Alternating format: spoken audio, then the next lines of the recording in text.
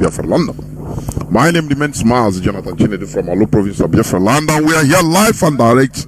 Today is the 30th day of the 12th month to be in December 2023. For the past few days, honestly, I've been battling with a cough and catarrh, but it's okay because it affected my voice. But I am on and on and on because the gospel must be preached. Therefore, I welcome each and every one of you to welcome your friends and well wishers onto this hallowed platform where we preach the gospel of illumination. Do you know what is illumination? Oh, makasro ya no oyibo. Oh,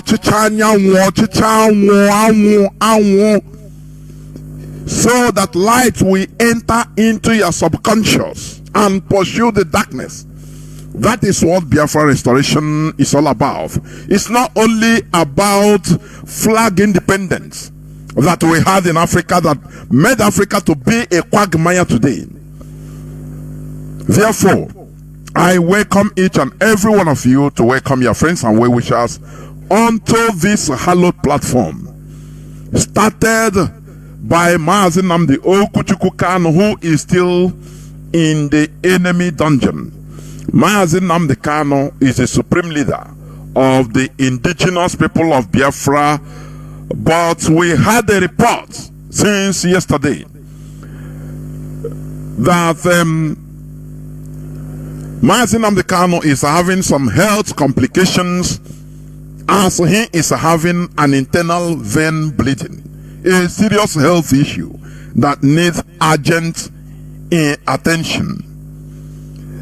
We have to say it loud and loud and loud because our leader has been in or under continuous torture. Because when you are held illegally, to the shame of the Nigeria court, to the Nigeria system, to their shame, when the highest court, the so-called apex court of Nigeria, will make pronouncements that yes, that it is not legal the way Mazi Nnamdi Kanu was kidnapped from Kenya down to Nigeria, that it is illegal. But they still validate that they refer his case that he has a question to answer, case to answer to the low magistrate court. And I ask, does that make any sense? The answer is no. Because it's just like what the Nigerian appeal of Supreme Court is doing is validating an offside goal. That is what it means. Therefore, IPOB have said it that we have no more confidence in the Nigerian court. And any type of trial of Mazi Nnamdi Kanu again in the Nigerian court, we disregard it. I am telling you. That is from IPOB. You understand me?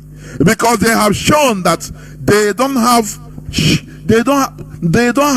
respect over their own constitution, their own rule of law that makes them a nation, not a nation, that makes them enjoy the Westphalian sovereignty privileges of a country, a sovereign state.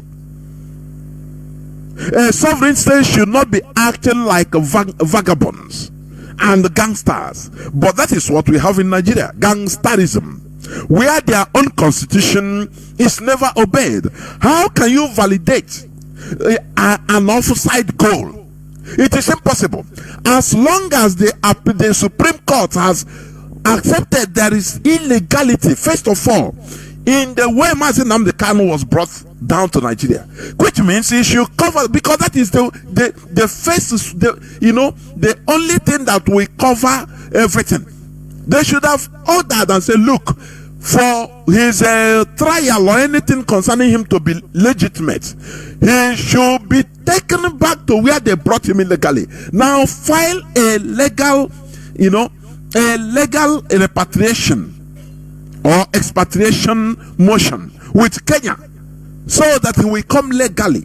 That is how a responsible government should do. But they didn't do it. They say anyway, it's illegal. What happened is illegal. The way he's brought is illegal. But anyway, let us continue with the trial. Do you think this country, a country like this, supposed to be in existence?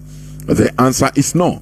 That is why we want to extract ourselves. We want to extricate ourselves from that damnable hole, hell hole called the zoo, zoological republic called Nigeria. That is full of animals of different primitive. I'm not even saying ordinary animals, primitive animals, where law and order is never maintained. It's not the order of the day. Are you understanding me? Therefore, let me continue reading about the health issue of our leader, which we will never tolerate, because our leader, our supreme leader, Mazi Nnamdi Kanu, is more precious to us than the whole zoo. You understand? We must all rise up to make sure that Mazi Nnamdi Kanu is released immediately to undergo a thorough medical examination and treatment. Even the DSS medical director can confirm that Mazi Nnamdi Kanu's health needs urgent medical attention. Mazi Nnamdi Kanu's current medical condition is suspected to be caused by things like trauma from torture, including internal puncture, wounds, fractures, and blunt force injuries, as well as ruptured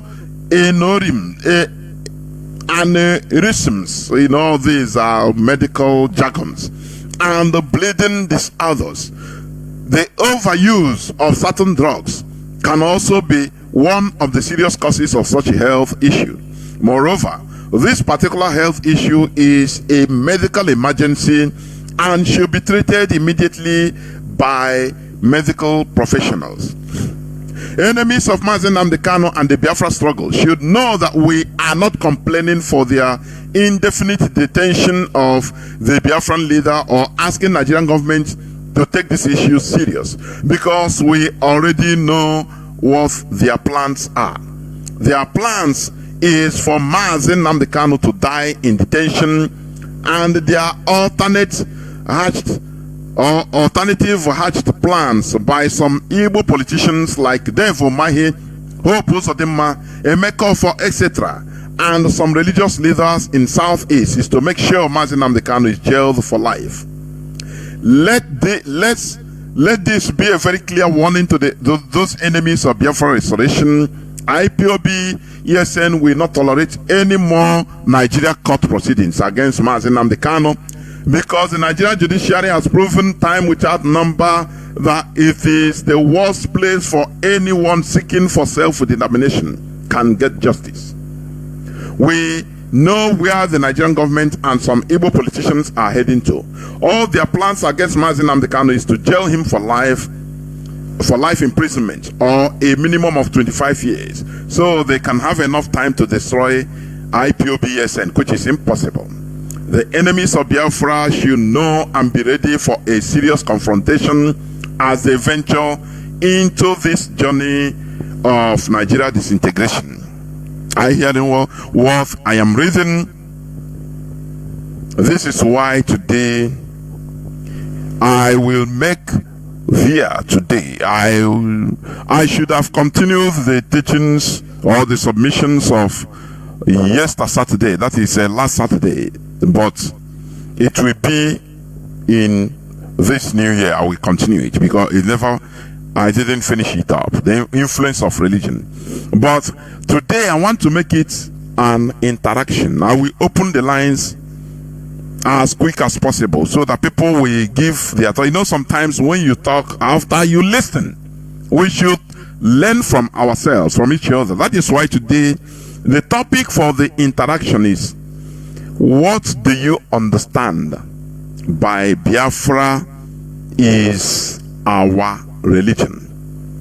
That is the topic of the interactive session, so that when the lines will be opened, you will call in and give me what you understand. Tell to the whole world. Teach us what you understand by Biafra is our religion. Because we used to sing it as we used to hear it from Mazi Nnamdi Kanu. We used to sing it as as a hymn. always. But many people don't understand what it means. I am telling you, people never think deep or sit down to deeply have a retrospect of the real meaning of Biafra is our religion. Today, I will love to hear your voice, your contribution on what you think, on what you understand by Biafra is our religion. But before that, I will go into some news headlines, some issues of the day. You know, as I was saying, Mazi has been tortured right from Kenya. Are you hearing me? Right from Kenya. Mazi was tortured in Kenya. So the result of all this torture with other issues, pressures from people that are coming to lie to him, people that are coming to talk to him inside where he is about money. You understand what I'm saying? All these things are not helping issues. You understand? But we are not, IPOB is not going to tolerate any more court proceeding on Mazi Nnamdi Kanu because we have had it all. Do you remember our HDOS last broadcast? He said it that 15th of December will be the limit of IPOB's patience. And we are not backing down on it. Yeah, some people might be saying, so, they talk, so. Because some people might be thinking that after the 15th, oh, this and that, no. That is our IPOB. When you are forgotten, when you get home, that is what IPOB is. You understand me? So the way some people are thinking it, that this is a struggle. For your information, this is a struggle of life and death. Are you hearing me? It is not a child's play. It is not what you see on social media, it's a kit making or content creation. People that come, it don't happen, no, it don't happen. They say this and that in order to, obtain much more money from listenership or viewership. This is not it's not what we are doing. We are not in competition. We are not trying to, IPOB is not trying to make you happy, feel happy. For so long, we have been programmed to feel happy, by acting falsehood. Even in our places of worship, in the religions we are, they have been controlling us, manipulating us to feel happy, to feel that, promising something that you can never see, that you don't have proof of, so that you continue behaving as yourself, continue behaving the way they want you to be. I used to give this example. When I was little, only the proposition that, once school closed, I will go holiday in Aba or in Enugu, or anywhere, any city, it will make me behave. Are you hearing me? It's a manipulation. You are going to go. During the holiday, you will go to holiday in so place. As a child, you will be fantasizing. Though that is reality. But it's being used in order to manipulate you, so that you will walk out, you will do anything your parents tell you at home. If they tell you go and wash this plate, you waste time. That time my mother will tell, hey, I will cancel your holiday. Hey, I don't even want to hear it. So you will wash that plate and put jar Anything, it becomes the object of manipulation. That is what they have been using on us. And some people think that it is what we are going to be doing in IPOB, to come and tell you that everything is okay, that no. We tell our people the reality, to understand that things is not as easy as you want. Imagine I'm the kind who said so, that the quest for the restoration of Biafra is the most tedious job in this planet Earth, because powerful countries are interested. You want to win yourself, remove the people that are feeding on our miserability, people that are they are stealing our natural resources.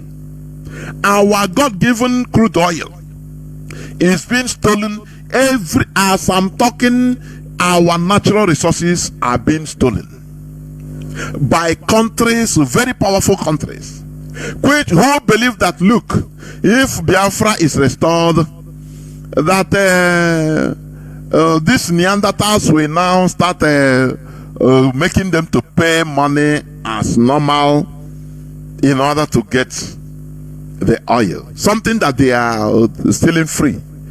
The gas, you hear that even caused one of the main causes of the Niger military coup.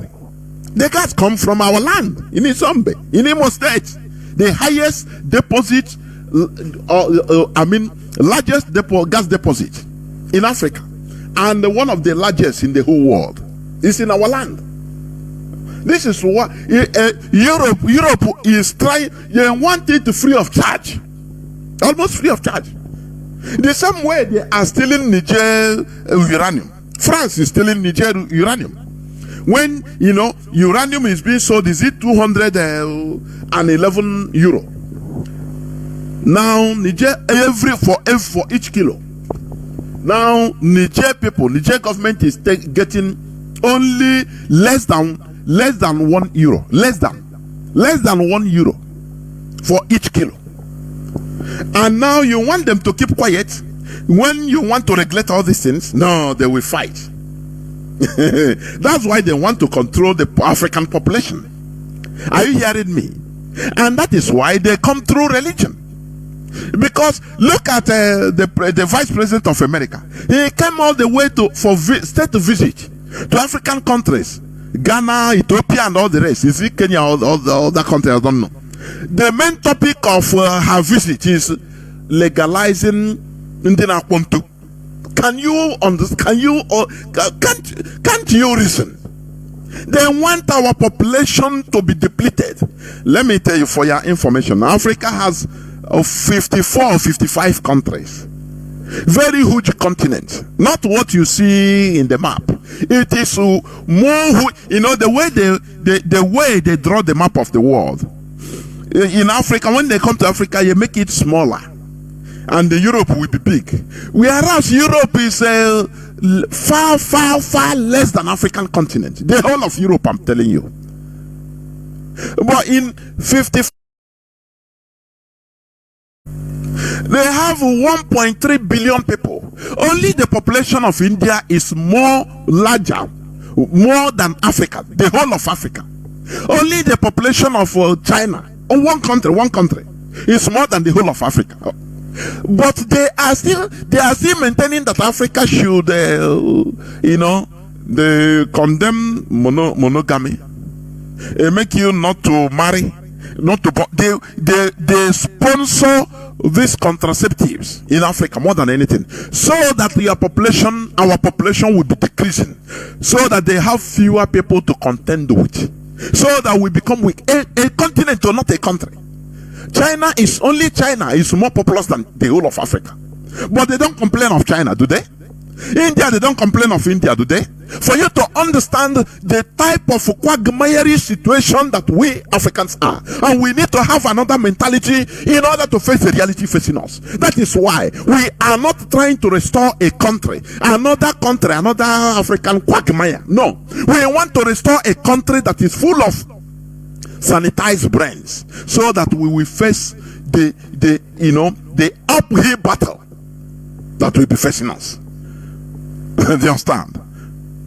Because when we have idiots, if we cannot afford to restore a country of idiots that they don't look at why is it, let me ask you, why is it that the pronouncement of Pope concerning LGBT is a problem? It is causing wahala in our land. People are against it. You see Reverend Father defending it. Can you tell me why? Because we have their influence on us. Do you think that a place like Saudi Arabia, do they care? Do they even, they will just be reading it as a news that look at these mad people. It concerns them. Because it never concerned them. In Kuwait, that is not their problem. Because they don't have that influence from a foreign religion. Do you understand me? They are doing their thing. But why we are concerned? An order from a pope in Vatican is what is causing wahala in our land. Some say this, some say that, some are defending it, some are, because they still have influence on our land. Are you hearing me? Do you think that a Pope's pronunciation have influence in India? They will be reading it as, the way you are reading what is happening in Gaza. It doesn't concern you. It doesn't concern them. But why we are feeling concerned is that we are still under their religious influence. That is why we preach for us independence of, spiritual independence or spirituality. Independence of spirituality. So that it doesn't matter, even if Pope said they should do this, we will just read it as Indians are reading it as ordinary news. We will just see it and read it as Qatar is reading it. Because that is not their problem. Pope doesn't have influence on, or his command or anything doesn't have influence on them. The Archbishop of Canterbury doesn't have influence on all these countries because they are doing their thing. Are you hearing me? This is how it should be, to be independent. I want to play this clip again from this man. He's a whistleblower. But listen again, I played it before.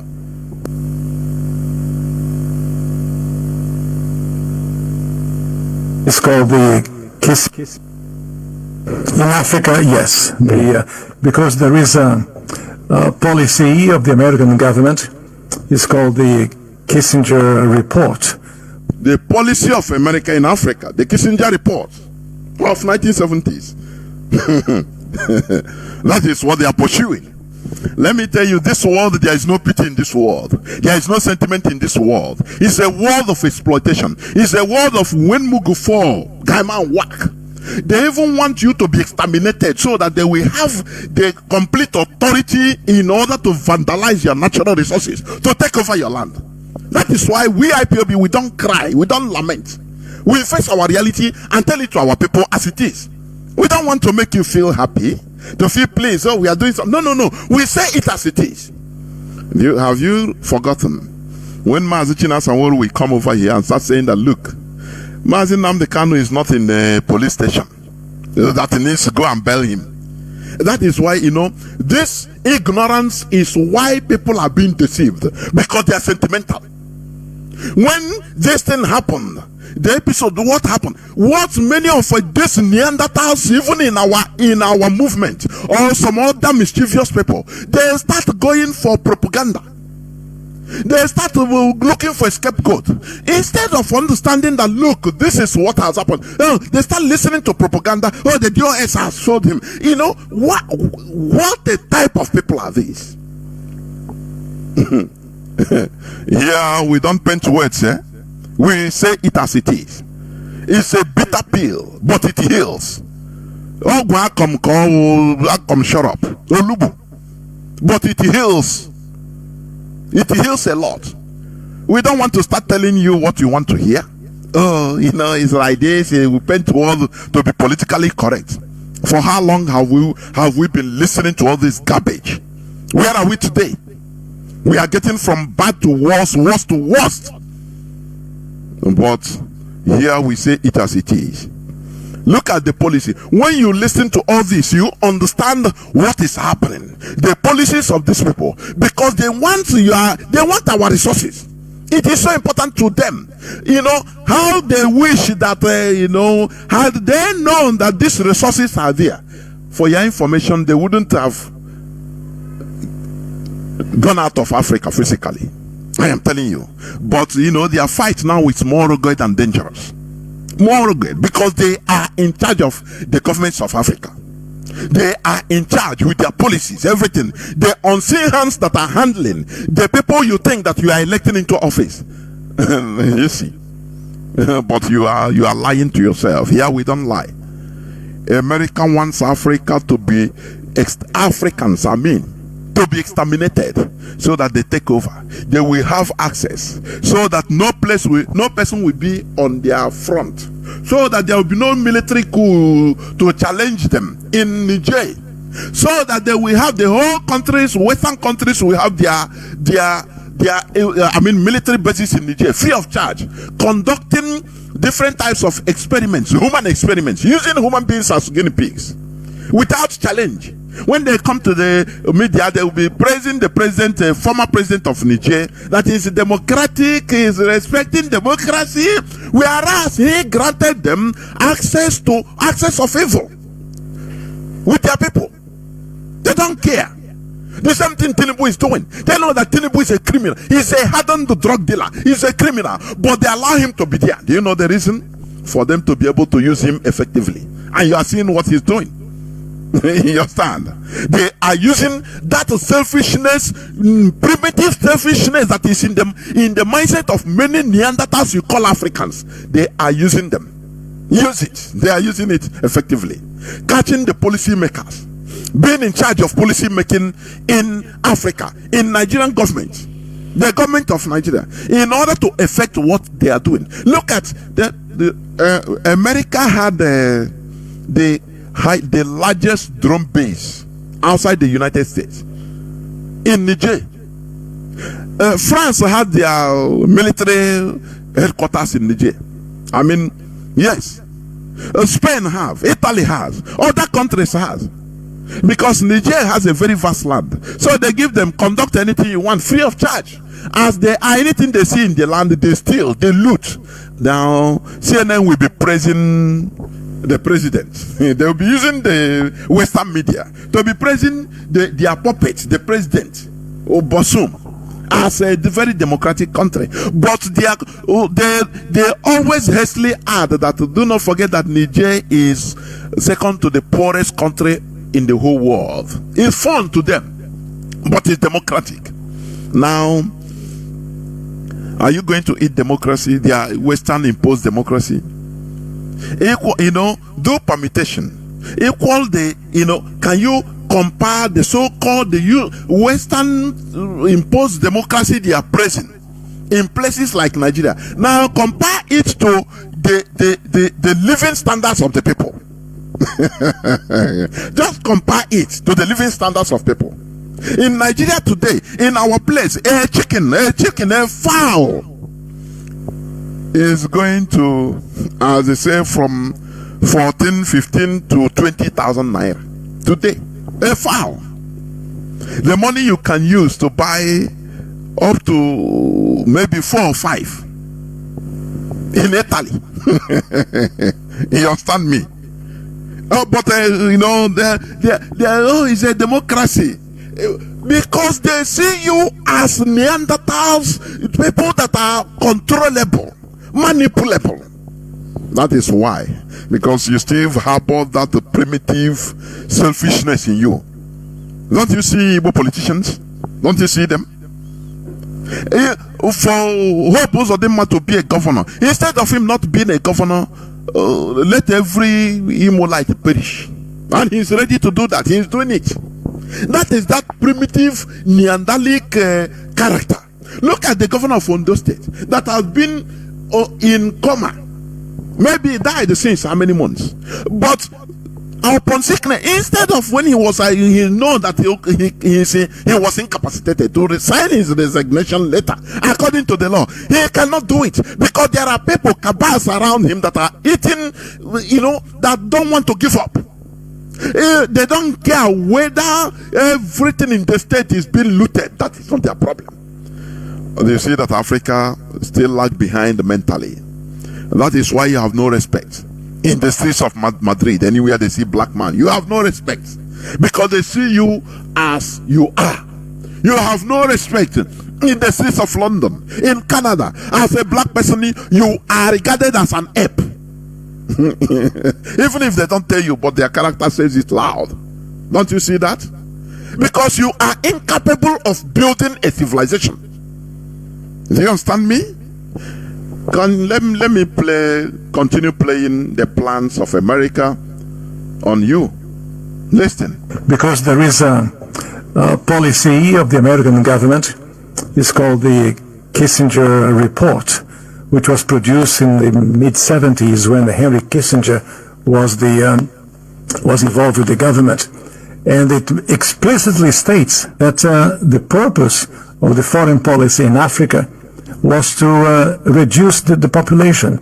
So to give aid to countries in Africa, not clean water and schooling and things like that, but contraception and abortion, in order to shrink the population of Africa, because they have a great mineral resource. Shrink the population of Africa.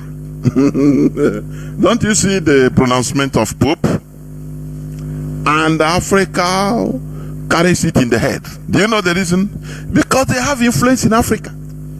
Pope's words still have validity in Africa. Do you see all these worries in places like India about the Pope or something? The answer is no. It doesn't concern them. They have their traditional religion, which is Hindu. What about places like Oman, Bahrain, Saudi Arabia? Do they care? They will just be laughing. Say no. Do they care? It doesn't concern them. Because they are in charge of their religion. They are using their local values, their local tradition, which is Islam. So no person can give them order. But in faraway Igbo land, you see Igbo reverend fathers defending. Are you not ashamed of yourself? Are you not ashamed? When this type of pronouncement is being made across the Mediterranean, now you start being worried. No, you start defending, and some are against, because it affects you. Because they are part of the people controlling your lives in your land. Is it supposed to be? That is why we instituted this decolonization of the mind, which we are doing every Saturday. Discussions on religious matters. We shall never shy away from it. Are you hearing me? So that we become independent, purely independent in the mind, so that we'll be seeing popes talk again as their thing. Now leave them do their. It doesn't affect us. So that if Archbishop of Canterbury gives order, he's not going to affect us, because we are doing our thing. And mind you, when I always say that we should be going back to our roots, and people are saying, is he going back to, how do I call them? The mockers, they will always come. Oh, you want us to go and start living in forests?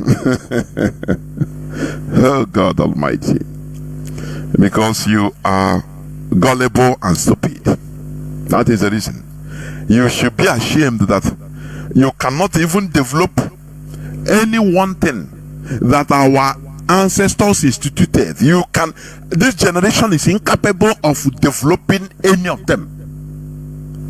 Are you hearing me?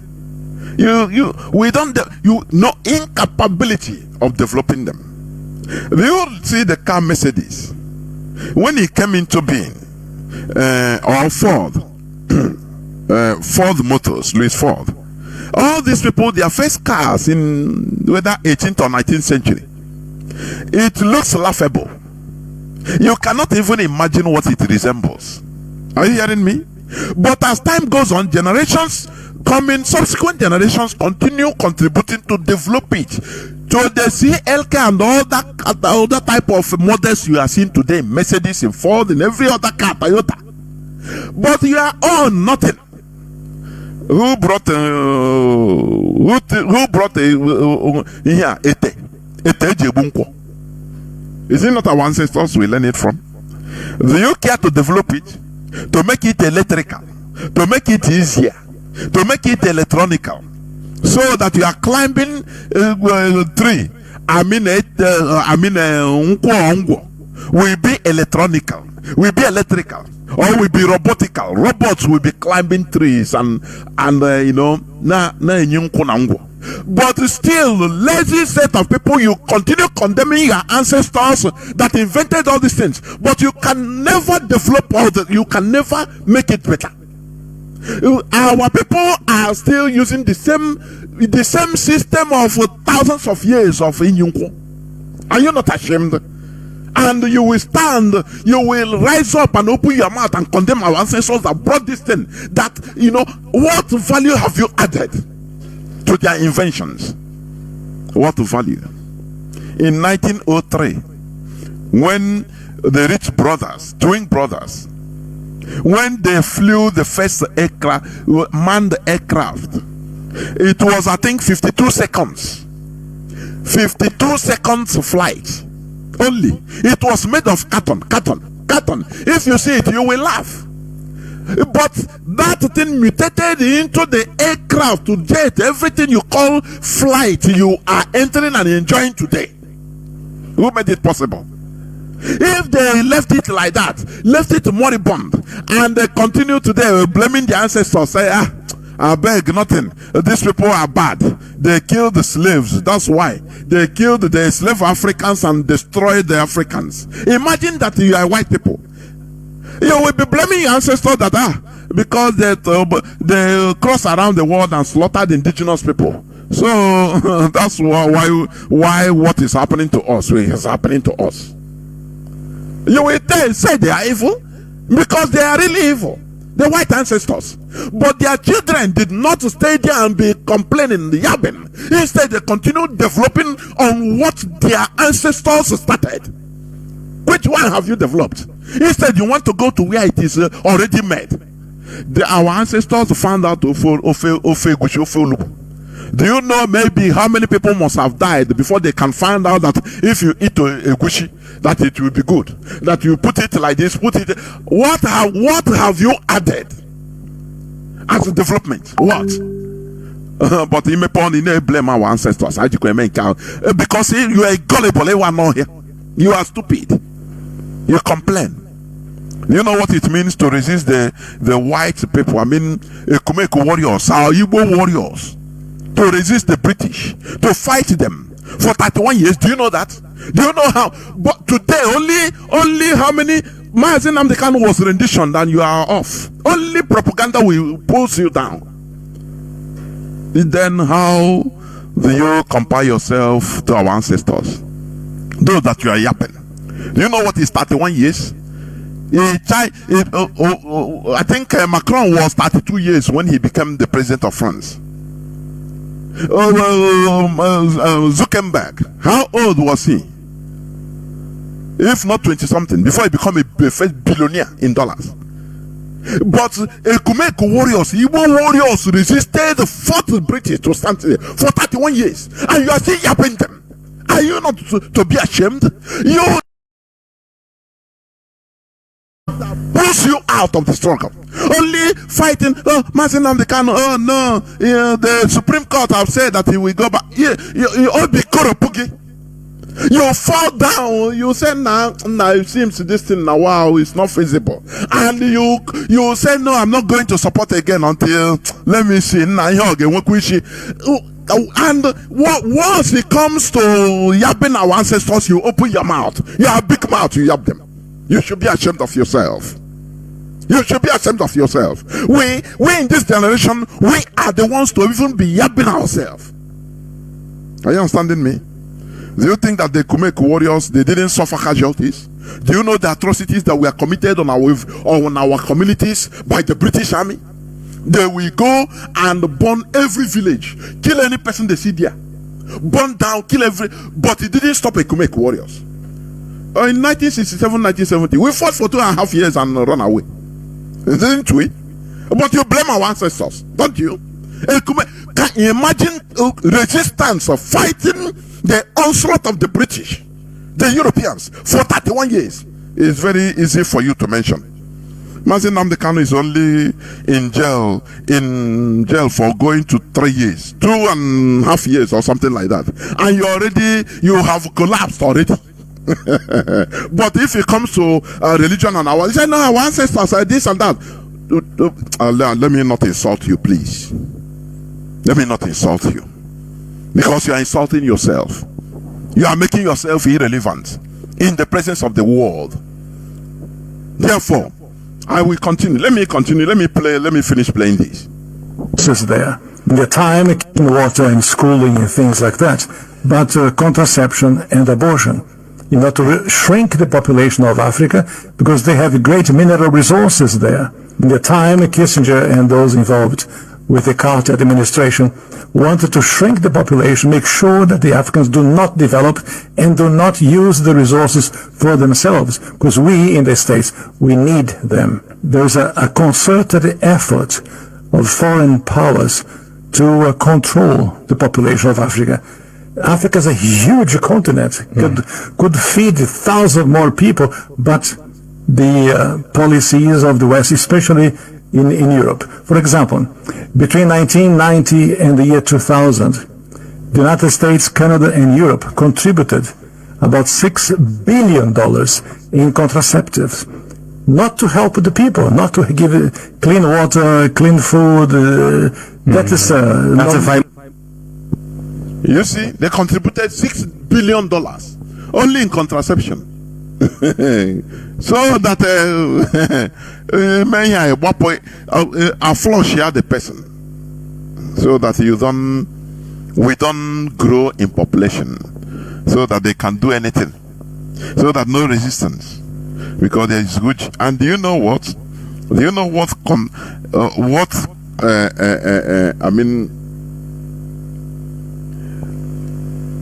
Do you know what contributes to the huge resources we have in Africa? Do you know that? Like in crude oil, like, you know, all these resources, gas and all the rest, both solid minerals. These are organic matters that sedimented for thousands of years. Do you know what is organic? Why you don't have them in Europe as in Africa? Because Europe is a new land, a new inhabitable land. Africa has been habited for millions of years. So even our dead ancestors, their rotten body that imitated, sedimented, and transformed into the resources you have today. Africa has been a continent inhabited. Is the father, the mother of the whole world, where life began. Do you understand? So all those our ancestors, they are even rawly, they contributed to the mineral resources you are seeing in Africa today. They are organic matters, decayed organic matters that for a period of time sedimented into organic, transformed through different chemical reaction and atmospheric reactions and all the rest. Transform all these things into the resources you are seeing today. Are you hearing me? But you insult them. You are insulting yourself. It's very, very sad indeed. Let me go to also another news headline which you should know about: the killing, the slaughter in Jos. The slaughter in Jos. The killing of a Christian, so-called. Let me say this. Do you know why every time Christians are killed, it doesn't go nowhere? Because you claim to be sheep. Go to any abattoir, any animal killing house. The sheep are the commonest to be killed there with ease. Have you gone to any animal abattoir and seen where they are killing lion? Hardly you don't see it, do you? But the sheep are there. a religion that refers you to be a sheep and you accept it with pride, don't you think that you should even look at you have to re-examine your mentality? You have to. Do you? Or don't you? You have to re-examine your mentality for accepting to be a sheep. Man. And you are reciting it all the time. That you are being fed as a sheep. Please reject this and have life and face reality, so that you can be able to resist those that want to slaughter you. You carry arms. Have you seen a sheep carrying arms before to defend himself? 1,000 sheep will be there standing by. They will be slaughtered one after the other. They will not be tied though. Are you hearing me? Do you see? What you call yourself reflects to your life. When you accept yourself to be called a sheep, man, mouton, you behave like that. That is why almost 200 people are slaughtered in Christians are slaughtered in Nigeria. It just the news is just same, two sentences, and there is brush out. Because you accept to be sheep. You accept to be sheep. I said you will see 1,000 sheep stationed in a place for slaughter. All of them will stand still, chewing cud. Their food, maybe you give them highest, you give them fodder to be feeding. They will take one and put knife into it. None will be tied though. All of us are watching. The blood of their brothers will splash them. They will say man and continue watching, chewing cud. After that one, another one, until you slaughter all the 1,000. Nothing. There will no reprisal. Let me tell you, these people, they cast a spell on us before God and man through their manipulations. The worst thing, being chained, physically chained, or being under the control of gun. Somebody use gun and surrender you, or and you be commanding you to do something. It is even better than tying you up mentally, and you be accepting the unacceptable. There you become a prisoner, a self-inflicted prisoner, and you are enjoying it.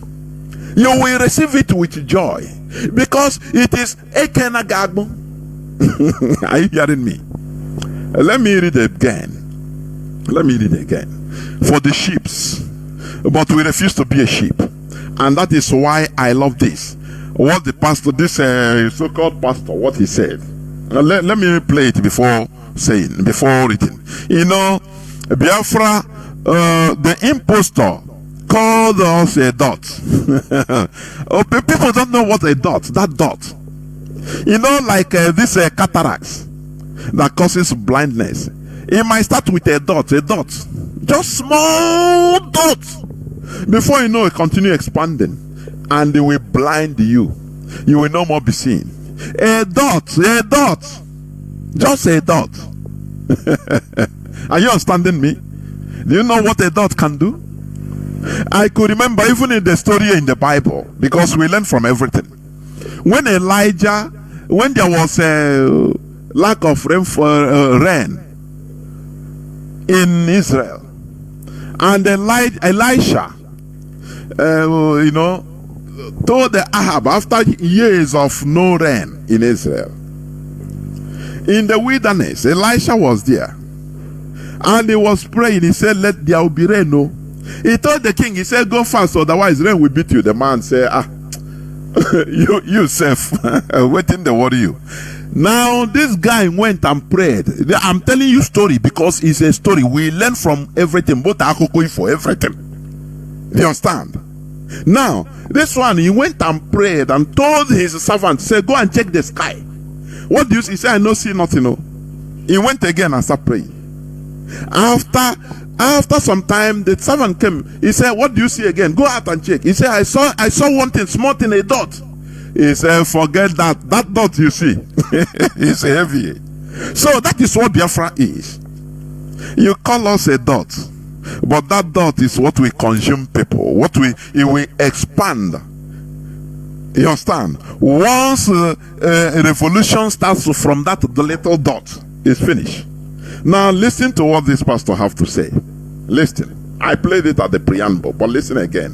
Where it said in Igbo land right now, there is a movement of young people to abandon Christianity and go back to traditional worship. The movement is strong. A lot of young people are leaving church to go back to shrine, to go back to idol worship. That because they don't understand this white man Jesus. They don't understand this white people Bible. They don't understand it. But at least they know that the idols in their village took care of their ancestors. They took care of their great-grandfathers. They took care of their fathers. They want to all go back to African worship where their ancestors were. I also heard that it's not just in Igbo land alone. Somebody called me in UK, one of my daughters in the faith. She said, Papa, we have a crisis all over Africa and all over the world. African young people have come up with a movement that is building momentum to abandon the Bible of the white man and go back to African roots. That is so. That is it. You know, people don't know what Mazi Nnamdi started is bigger than him. You know, when some people will be talking, I laugh. I say, you people don't know. You people don't know. What IPOB, what you have started, there is something on the A.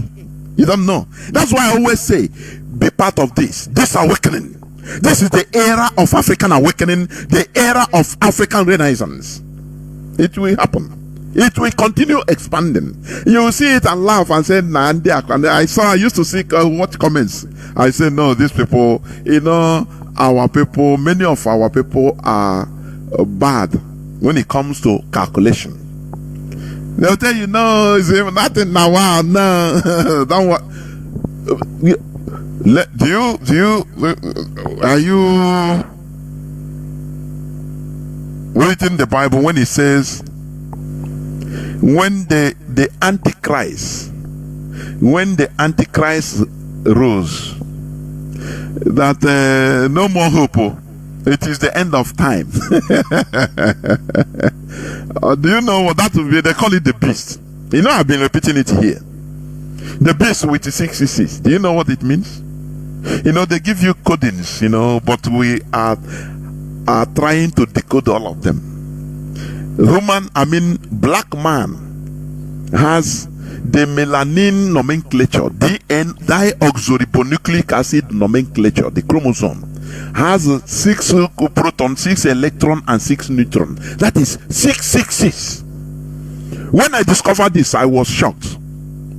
When the pronouncement was being made by a brother, a comrade, I went into research and I found out. I said, my goodness me, this is not a joke. You know, these people that are manipulated, these manipulators, they know that there is a way, there is a time the lie will expire. And these people, they are manipulating, mostly Africans. Now they will discover that now we have been manipulated enough. That's where they put it in the book of Revelation, in your Bible. That once that beast rises up and that beast is talking to you, that one of the beasts is talking to you, I'm telling you, it's risen up in us. It is everywhere, not only in every black people. That is what is reigning everywhere, and this beast is rising up. And they said they know that their time, their manipulation is over. No more any person promising you heaven for you to continue living in, being happy in living in poverty, being happy in living in a place where there is no electricity. That manipulation is over. That you have to rise up and fight for a better place here on earth. As our Guru said, if you think that you have a better place more than here on earth, why not go today? What are you doing with us? What are you dragging, Gary, we are eating today? What are you dragging with us? Go to that better place where they built with gold, with diamond, with that. Go now, you know, go. Leave us alone. Let us do as you know. You obstruct it. That is where these people were sabi that manipulated us through their write-ups. They say once these people rose up, remember the code. He emphasized there. Say remember the number of the beast is 666. That is the number of the melanin nomenclature of a black man. 666. You don't know. And people, we have been thinking of one person with big horn and this and that. No, I'm telling you. That is why I used to call. Be part of this enlightenment, this awakening that is going on the heads of mostly Africans. That movement is on. We want to restore a country that will be full of sanitized people, mentally sanitized people. Not those that when you say, when the Lord said this, they will listen to their spiritual father in order to say contrary. And now they will say, no, this is against my belief. Your believer, I am telling you, we are in a physical world. We are not in a spiritual world. When we enter spiritual world, now we deal with spiritual world. We are in a physical world and we have to do it, get it better as others are doing it. If America can build their country to a certain level of development they are enjoying today, why can't we do the same? And you are quoting, you are in the spirit. You are in the spirit. Is it how they build their country? No, Canada man cannot understand.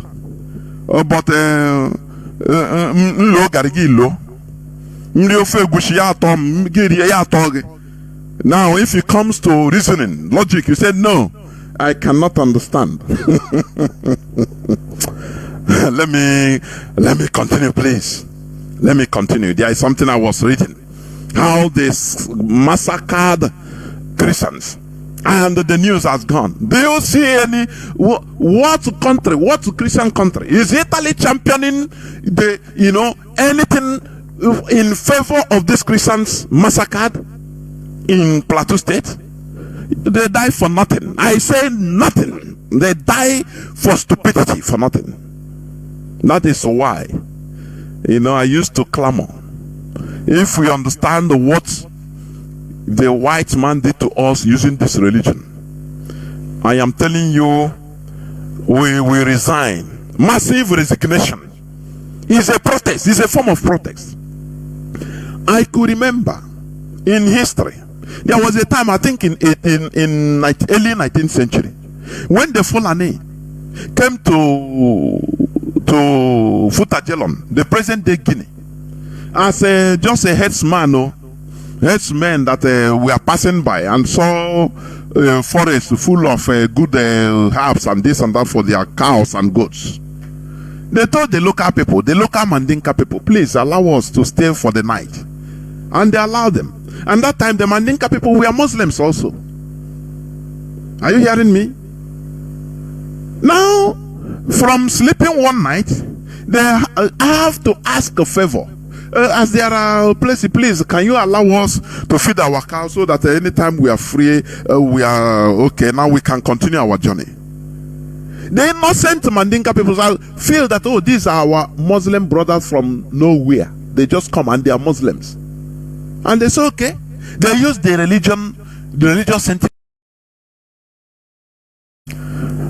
And before you say Jack, the Fulani, they sent message to their brothers in Futatoro, the then Senegambia, that they have seen a very good place, so that their warriors should come and help them kill their hosts.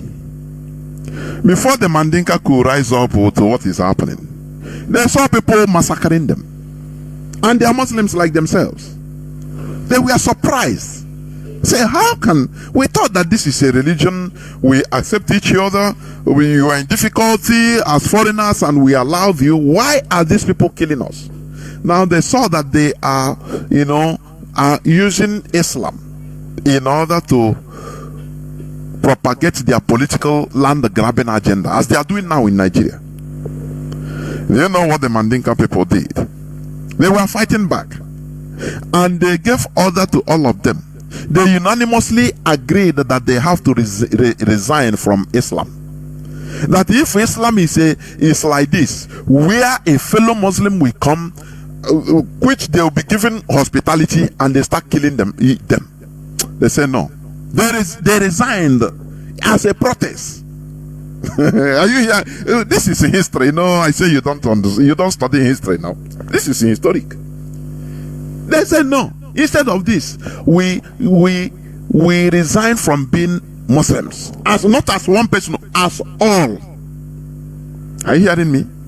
That is why if in Guinea today, in Guinea where they call Guinea forestry, you see that is the interior. You see many people, many indigenous people, they are not Muslims. They are not Muslims. Many of them are not Muslims. Many are in. Some of them use that alliance and enter even into Christianity. I am telling you. Some go back to African religion. Some, that is how they are till today. Are you hearing me? It's a sign of protest. But when we say it here, people will see it and say, hey, you want to come up with Jesus? Make I leave my Jesus. Jesus on tied. No be so. The only thing you will tell me is your personal encounter. Your personal encounter. Oh, you are worthy because he gave it to you. Now I don't know whether there is something special that you have from your faith that even an atheist don't have. Is there anything special? No, you made money. Others don't make money now. Is that what you're telling me?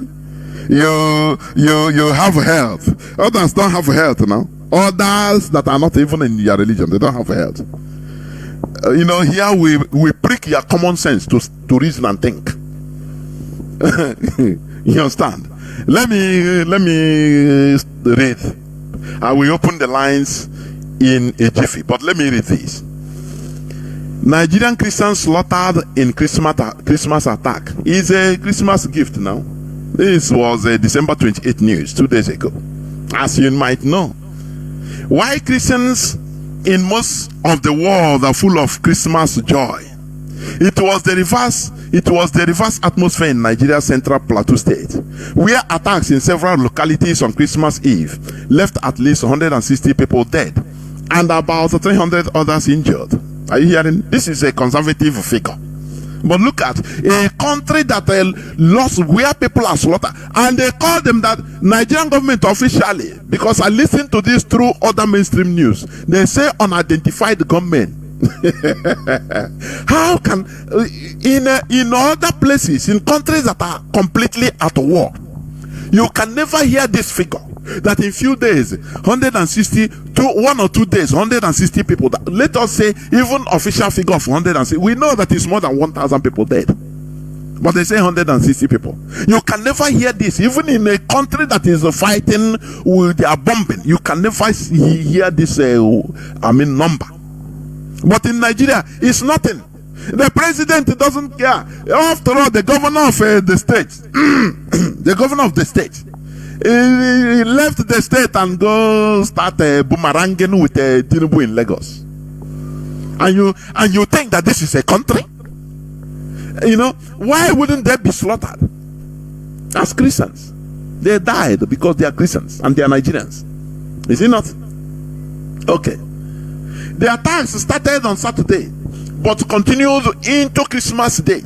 A country that has military, that can boast of Tucano jets, that can boast of they can track an IPOB member through phone, but they don't know the people that slaughtered, that attacked more than 20 communities, villages. Do you know what it means? The Nigerian government, the Nigerian military, they don't see them, they don't know them. Oh, the hypocrisy in Nigeria is the reason why people are slaughtered. Sometimes when you pity, you don't even pity again, because people there are so wicked. The wickedness in Nigeria is out of this world, and that's why they are dying like even animals. I cannot compare their death to animal death. Animals don't die like this. They don't fight evil. Evil happens with impunity. If it is happening to your neighbor, the other person near will be praying, thanking God that it is not him, it is his neighbor. No precaution. They leave it and go and even cook and celebrate that it happened to my neighbor, he never touched me. No, you call on phone and say, no, it happened there, it's happening. No, it not reach our side also. Thank God. Praise Jesus. And you see, tomorrow it will happen to him and others will do the same thing. Although these people need pity. Do they need pity? People that don't fight evil, they look at the people and say, no, some say it's karma. Some say, I don't look at it like that. These are human beings. They're supposed to be helped. But why would they? When they look at Igbo man, the hatred of Igbo man is in their blood. That is the only thing that is driving them into death. When we talk about Biafra, all of them, you say, don't they, you Igbo man, but to plateau people, Igbo. Why are you hating Igbo people that are trying to save everybody? Why? Okay, the attacks started on Saturday, but continues into Christmas Day. Nigerian military is nowhere to be found. Nigerian police is nowhere to be found. 24 hours attack. Are you hearing me? They don't. That is. They're supposed to even be. Somebody have the time to fly and with drone and be watching everything through drone, but they will not do it because they have to obtain something. There are people in the high places. The Nigerian government is direct. Don't you see what? Even I posted it on my timeline for about 2 or 3 or 4 months ago, where the Fulani terrorists armed to the teeth, they call the bandits, on motorbikes, 2 or 3 people each bike, thousands of them armed to the teeth. They are moving, and they are mixing up with Nigerian military. The Nigerian military commander is calling, radioing other commanders in the road that the Fulani are on the move. Leave them. Do not move out of the way. Do not wale them. Do not let them go. It's on video. It's on video. People had it. The man was speaking in Hausa language. Everything is there. But Nigerians don't. Everybody feel that it doesn't concern. When you talk, they say it's Igbo. Hey, I want the Igbo man to rise up. And SARS in Lagos, people, the revolution started, and the people were jointly doing things together in order to push out all these parasites we call politicians in our land, these killers. Now they use ethnicity. They say, you Yoruba people, now Igbo people, on our one Igbo to rise, now them to destroy on our destiny in Lagos. Me wanna know on be mumu, make they go do them in our band where now. They allow them to the now you see comrades turning against comrades. When he was to say, oh yeah, let's go, because we want a better country, we want all these politicians to go. Yoruba man will say, I beg on I don't deceive us. Make we go. I beg more and I go to Newi, go do them. When I live in Newi, come here. You see that Nigeria is unfixable, for goodness sake. Now, these killers, Fulani killers, they targeted 20 Christian villages across Bokos and Bakenlade areas of Plateau State. Are you hearing this? 20 villages. Do you know what is 20 villages? Targeted in a country, in a mass attack by, oh God Almighty. But it doesn't, it doesn't remove any Nigerian, hair. You don't remove any hair from a Nigerian man body. They look at it and say, now it happen for Plateau, I beg. Do you see how wicked and evil Nigerians are? Sometimes I say, if I have nuclear bomb, before God and man, I will nuke the whole of Nigeria. I don't care what everybody, my people, all. Let everybody perish. Because they are not supposed to live. Nobody, no Nigerian is supposed to live. I am telling you. They don't rise up in order to fight evil. They feel it doesn't concern them. Tomorrow the thing will touch them and they will die. And won't pay. Others will say, one by one, Fulani are picking everybody. If people want to rise up, they will, they know how to twist their head now. Oh, the Igbo man, is it not SARS and SARS? They say it's Mazi Nnamdi Kanu instigated. And the thing, the others catch, they say, the Igbo man, no Igbo. That no Igbo of Nnamdi Kanu with his Biafra. And they become, they fought and brought it down. Something that should have liberated everybody. Because they had the Igbo man. Hey! I say Igbo man will kill everybody in that place. That contraption. The hatred of Igbo man will kill everybody. I am telling you. And I'm happy it is happening. Okay. We were taken unawares. And those that could ran into the bush.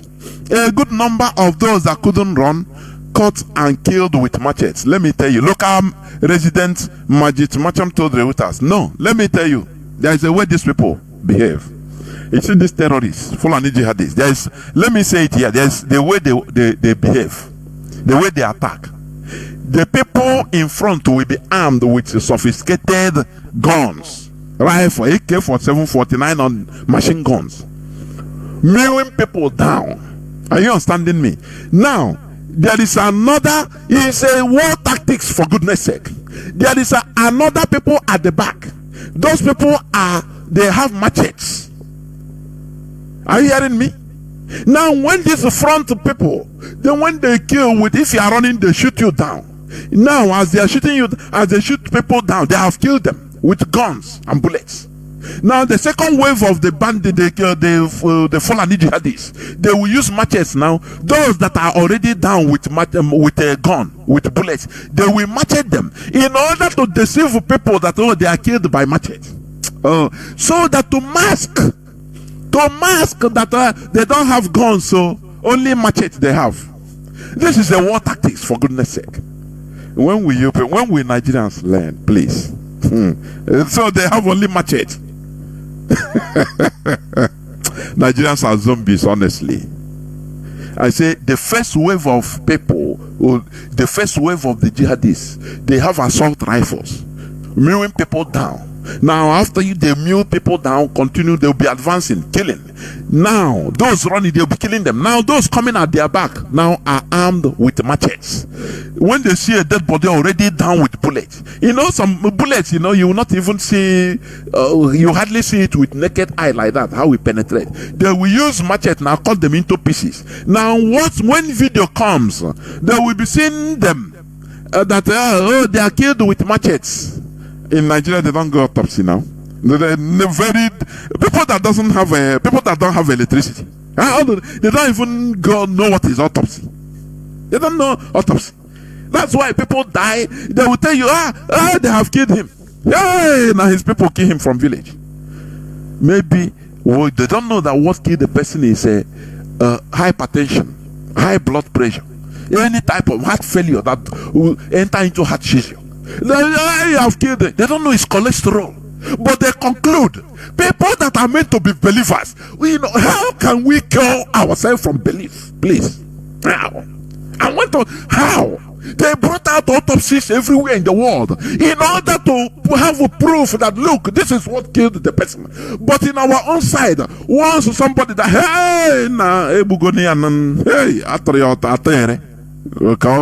what do they call it? Very, very backward thinking, primitive set of people. No autopsy. They have concluded everything. But the same way they believe that somebody died for them and their sins are forgiven once you believe. They now think that this world is about belief. Belief. Anything you are told, you believe. The journey is far, honestly.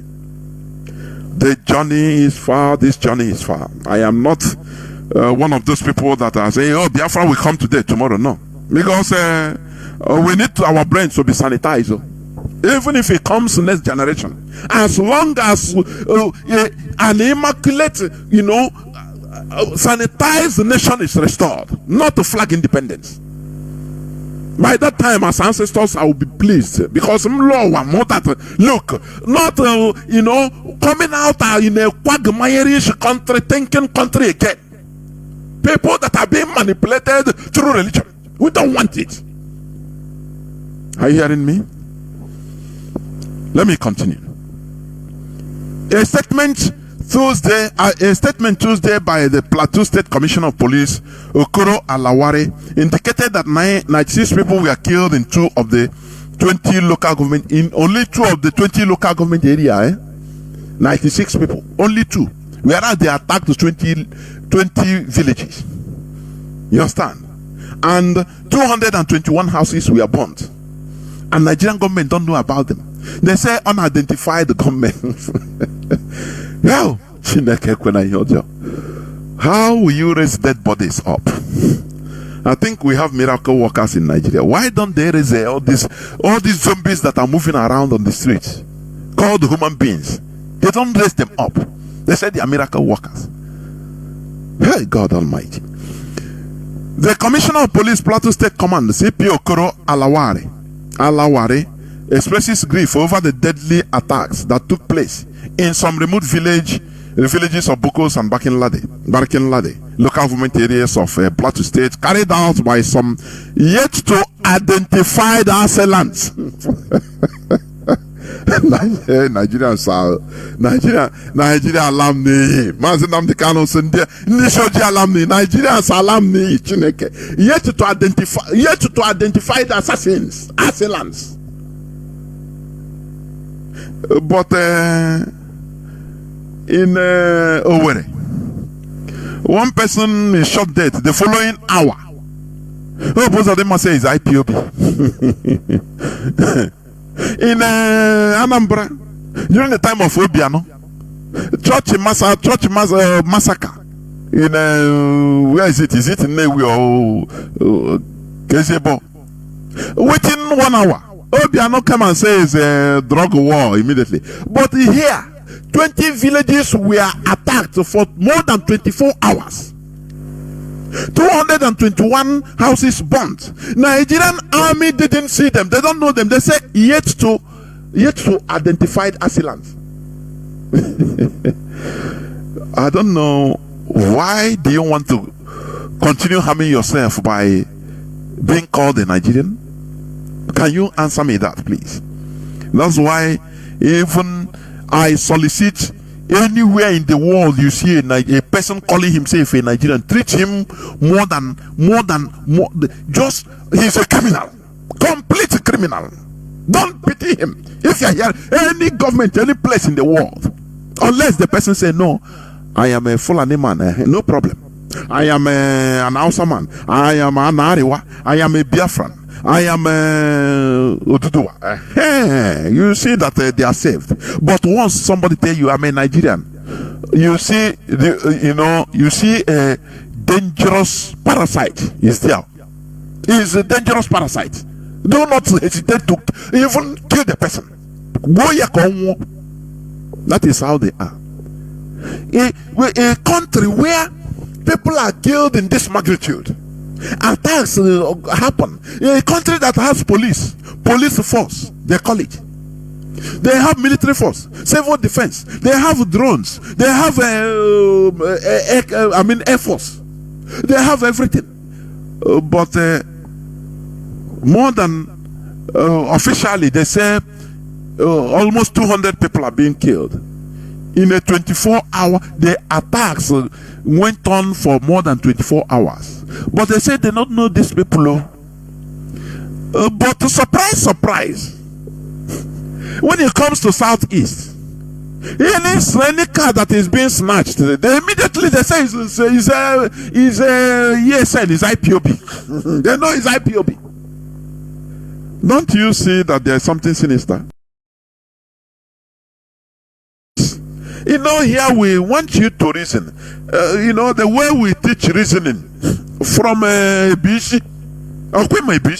from the grassroots, so that when we tell you something, you start reasoning. Say, let me think. We want you to think.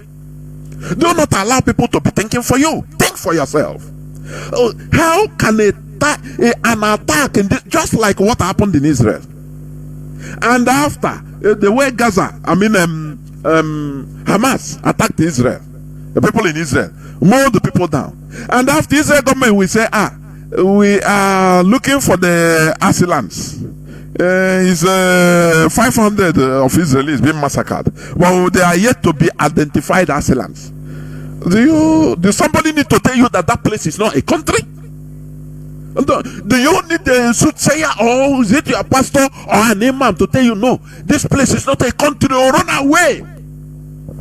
If people can be killed in wholesale, and the government will shamelessly come out to tell you that, well, we don't know who did this. So 221, that is official, but I'm telling you with assurance that more than 1,000 houses will be we are burnt in more than 20 villages. Now Nigerian government say no, we don't know these people.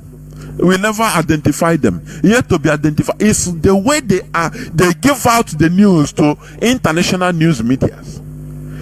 Because Nigeria government is the one championing it. Are you not seeing it? Don't you listen? Don't you see it? You that is carrying official version. Oh, you say no, they never know. The government say no, government never know who they are. But they grant thousands of Fulani jihadists free passage. The radio say cool down. This is a country that has Air Force. They have balloons. They have drones that can be up and with camera monitor everything.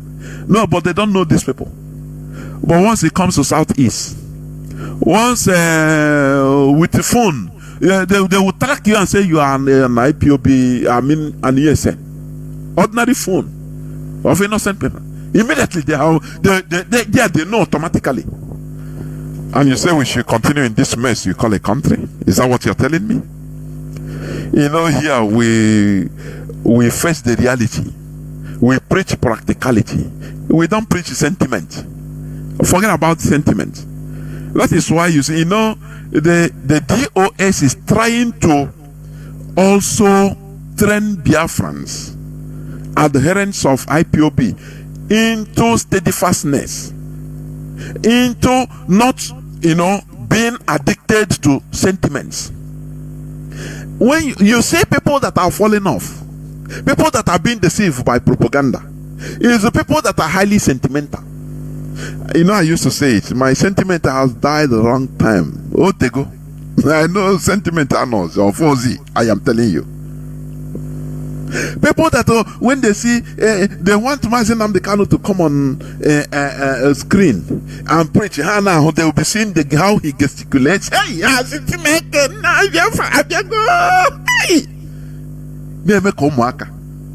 these are people, once it's 2 days, 3 days, they don't see the same. Wow, they vanish. These are the obedience. Let me call them to obedience.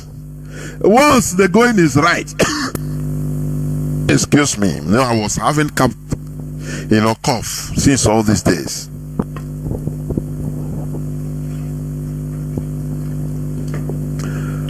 Once the going is right, obedience, they are everywhere. Don't you see crowd? But after everything, you see, they will tell they will start blaming because foolish people, they will always try to hold somebody but themselves accountable. They will always try to hold somebody who to blame, so that their inactivity, that their cowardice, they will now hide it under the person they blame. Say no, it's because of this. Now this thing happened. They come out, they say, we want to come and give us order so that we do something. They want to come and tell them, go out on the street, so that they will go and catch him like a rat, as they did Abiola. They cannot do nothing, because they are illusion. These people you are seeing during the big campaign, they are just ordinary illusions. They don't exist. In the real sense of it, they don't exist. They are sentimental people. And we have these people even in this struggle. This time around, when you see, only when they see ESN parade, 3rd anniversary, some of them say, nah, so this in a while, they start being revived. Flower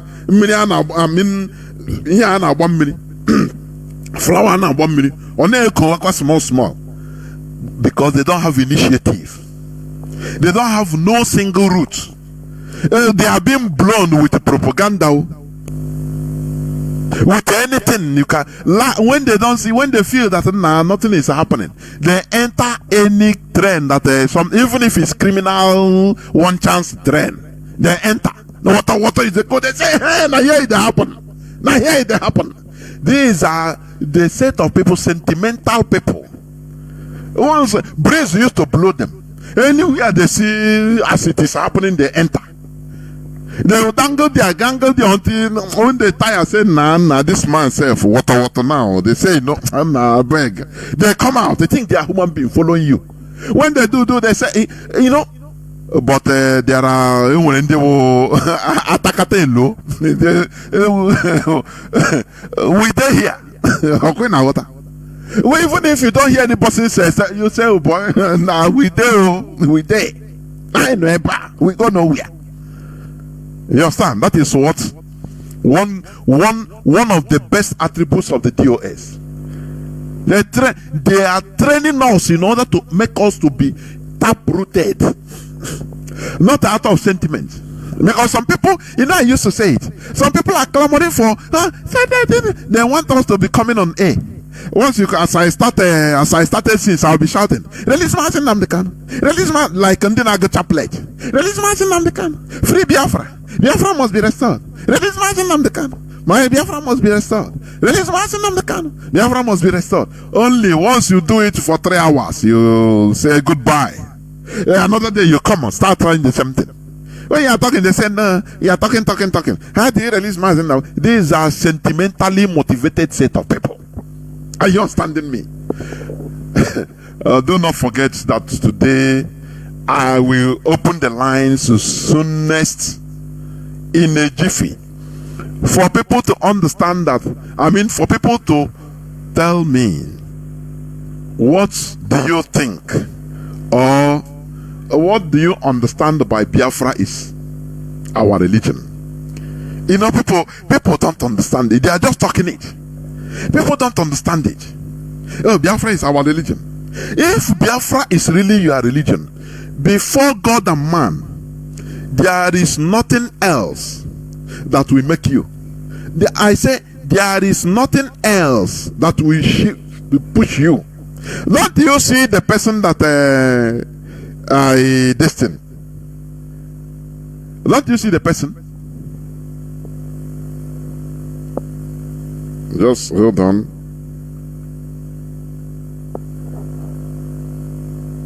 Okay, don't you see the person that I had a kind of debate sometime? He declared openly that, oh no, if you touch my Jesus, I am out. Because Biafra is not his religion. Biafra, another definition of religion is the pursuit or interest followed with great devotion. So once you make Biafra your religion, there is nothing can provoke you. Nothing can provoke you, because what matters is that your religion. Mazi Namdekan is a wise fellow. He's an Illuminati. Maybe you might misunderstand me, but that is the reality. He's a wise person. He said always that Biafra is our religion. Do you hear him say Mazi Namdekan is our religion? Do you hear him say so? No. He said Biafra is our religion. So that anything, the worst is that Mazi Namdekan gave us a spectrum in order even to checkmate him. I don't know whether you understand that. That man is a leader, honestly. He said, if I come out tomorrow and start telling you that I change my voice, or say, any person behind me cut off my neck, know that I'm no more real, and others continue. Why? Because we have a religion. that we follow. That is Biafra. He didn't say Mazi Nnamdi Kanu is my religion. No, he said Biafra is our religion. Therefore, if you have that religion, there is nothing that can shake you. You become unshakable. Propaganda can never shake you, as in shaking people. Now we don't see anybody again. Somebody was telling me, hey, PhD holder. If you hear them, you think that they have something in head. Nothing in their head. Hey, PhD holder. He said, even China somewhere, we don't see him on screen. This one, we don't see him. We only hear their voice. We don't know whether they are robots. So we see person, we follow person we see now. Nearly ignorance on them. And say so, oh, come had the kage like this. Somebody came home himself. No, you cool like this. No. There is problem in the brain. I am telling you honestly, there is problem. If Biafra is your religion, you will be unmovable, unmoved by any event. Even if Mazi Nnamdi, though you can say human being, you can talk, but after you remember, oh, Biafra is our religion. Remember, we easily say it. Mandela stayed 27 years. People are outside doing their thing, and then make way here. Look, as IPOB have said it, as the leadership has declared, we have no more belief or confidence in the Nigerian, judiciary, because they have portrayed their highest form of corruption in dispensing the law. So we can't tolerate, we don't care again trying Mazi Nnamdi Kanu. That is their problem. What I want you to understand is this. I said it the other day. We have prayed, we have gone over, we have fasted, we have read Psalms, and it boils down to doing reality that is facing us. What we human beings can do, it is what we release Mazi Nnamdi Kanu. Are you hearing me? It is not about wishing. Oh, you close eyes, you wish, you call God of Scandinavia or God of South Africa or God of India. It doesn't matter which God you call. Now, what happens is our doggedness. What we release Mazi Nnamdi Kanu is the reality, our actions, what we do. That is it. So when you see people continue blaming him, but who said him? I look at them as even less than sheep. Less than sheep, I don't know. Because they hide their cowardice on blame game. Do you understand?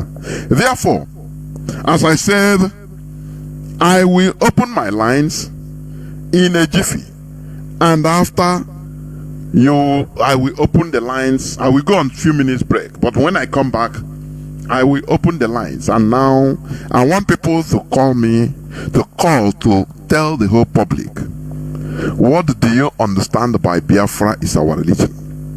Because what is facing us, people might not understand it. It needs doggedness. It needs, when you take Biafra as your religion, for the section of our struggle we are trying to enter, not tomorrow you start blaming, because our people love blame game. Now, watching us at the end, so we are collecting now let you post logo told the before. Look at my mansion. Now, Abom Bukwana Yao. Now, watching us at the Kubra, because our people love to escape through blame game. They always want to scapegoat in order to satisfy that they are, part of cowardice. It's cowardice. You understand? That is why the heat of everything, all that people are asking, is this so this man? Who saw this man? Is he that saw this? It's only what they want to know, so that they will now, after that, their cowardice of inactivity, not being able to, or their sentiments, now they will put it there, the blame. And when they get the blame now, even if you find out who sold money, what are you going to do with it? Does it solve anything? That is the thing. Konemma Debo, let me tell you, Konemma Debo, he said one of the factors that contributed to the downfall of Biafra during 1967 to 1970s, the population is dumbling into what they don't know. I don't know whether you understand what I'm saying. He said it. He said, you know, if a commander lost a battle, I'm not saying losing a war. If a commander loses a battle, a Biafran commander in his sector, maybe a village is taken by the Vandals, the whole population will start calling for his neck. He is not strong, he is this, remove him. They always continue removing him so that to appease the population. And the thing is affecting the running of the military. Because the population don't know that you can lose a battle, you can lose 2 battles, you can lose 5 battles, but you win the war. The population don't understand the tactics of war, that you can tactically retreat from a village, from a community, for the enemies to enter, for you to plan a larger fight. They don't know what the war is. The sentiment is the thing. One of the things that affected us. Konema Debo said it with his own mouth. He said that it affected the way the war was fought, because everybody knows. The whole population know everything. Instead of leaving the thing for the military, for them to, sometimes the military can say, okay, let us pull out. But once they do it, the population will, they have sold us. He's a saboteur. Remove him, this commander. Bring his head. And the bright person will be removed before he will be lynched by the population. And it is affecting everything. Are you hearing me? Is it not what is happening today? The DOS, bring them, kill them. Now you see Agangatang everywhere. People of America, they will be calling in some commanders they know. Yeah, we'll be this and that. Everybody now is involved. Chineke kwena ihe ọjọọ. Kwechika msege Biafra bia. Chineke.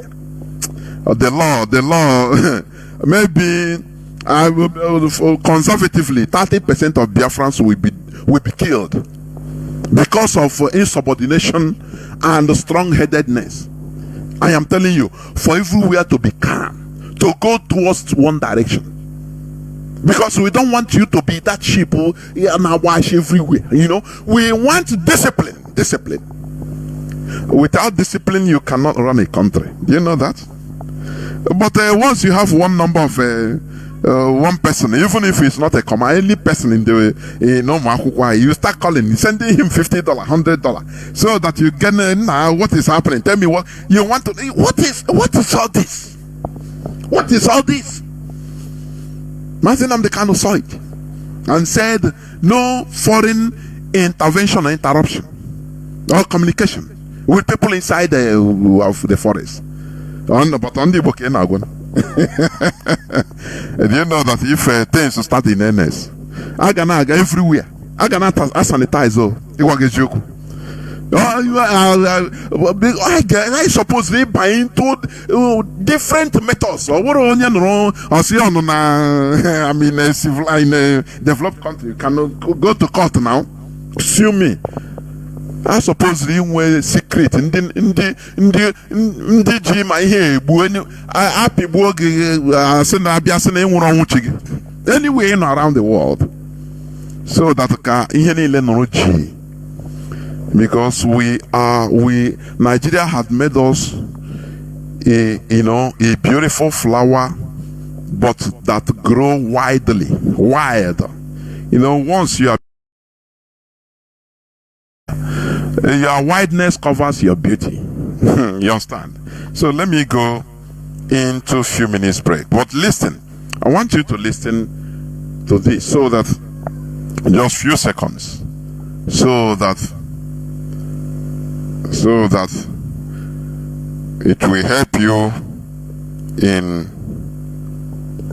what you will talk. Listen to Mazi Nnamdi Kanu, please. Of our program this very evening. We've gone slightly past 3 hours, but I must say, as always, and without hesitation, I've given all the facts we have presented this evening, that when we say that Biafra is a religion, we stand on biblical edict. It's written in the Bible, not by man. And I reaffirm and reassert this very evening from here that Biafra is our religion. If you want to know the religion I belong to Biafra. It is older than every religion. So I am a Biafran, and Biafra is my religion. Finish. So when the lines will be open, now you will call and tell me what you understand by Biafra being our religion. Please do not go away. I will be right back. Do not go away.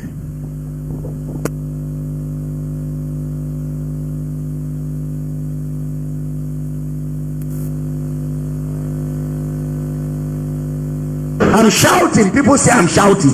Shout. The kind of we were in Owerri. A lot of our people in Owerri said in Igbo land right now there is a movement of young people to abandon Christianity and go back to traditional worship.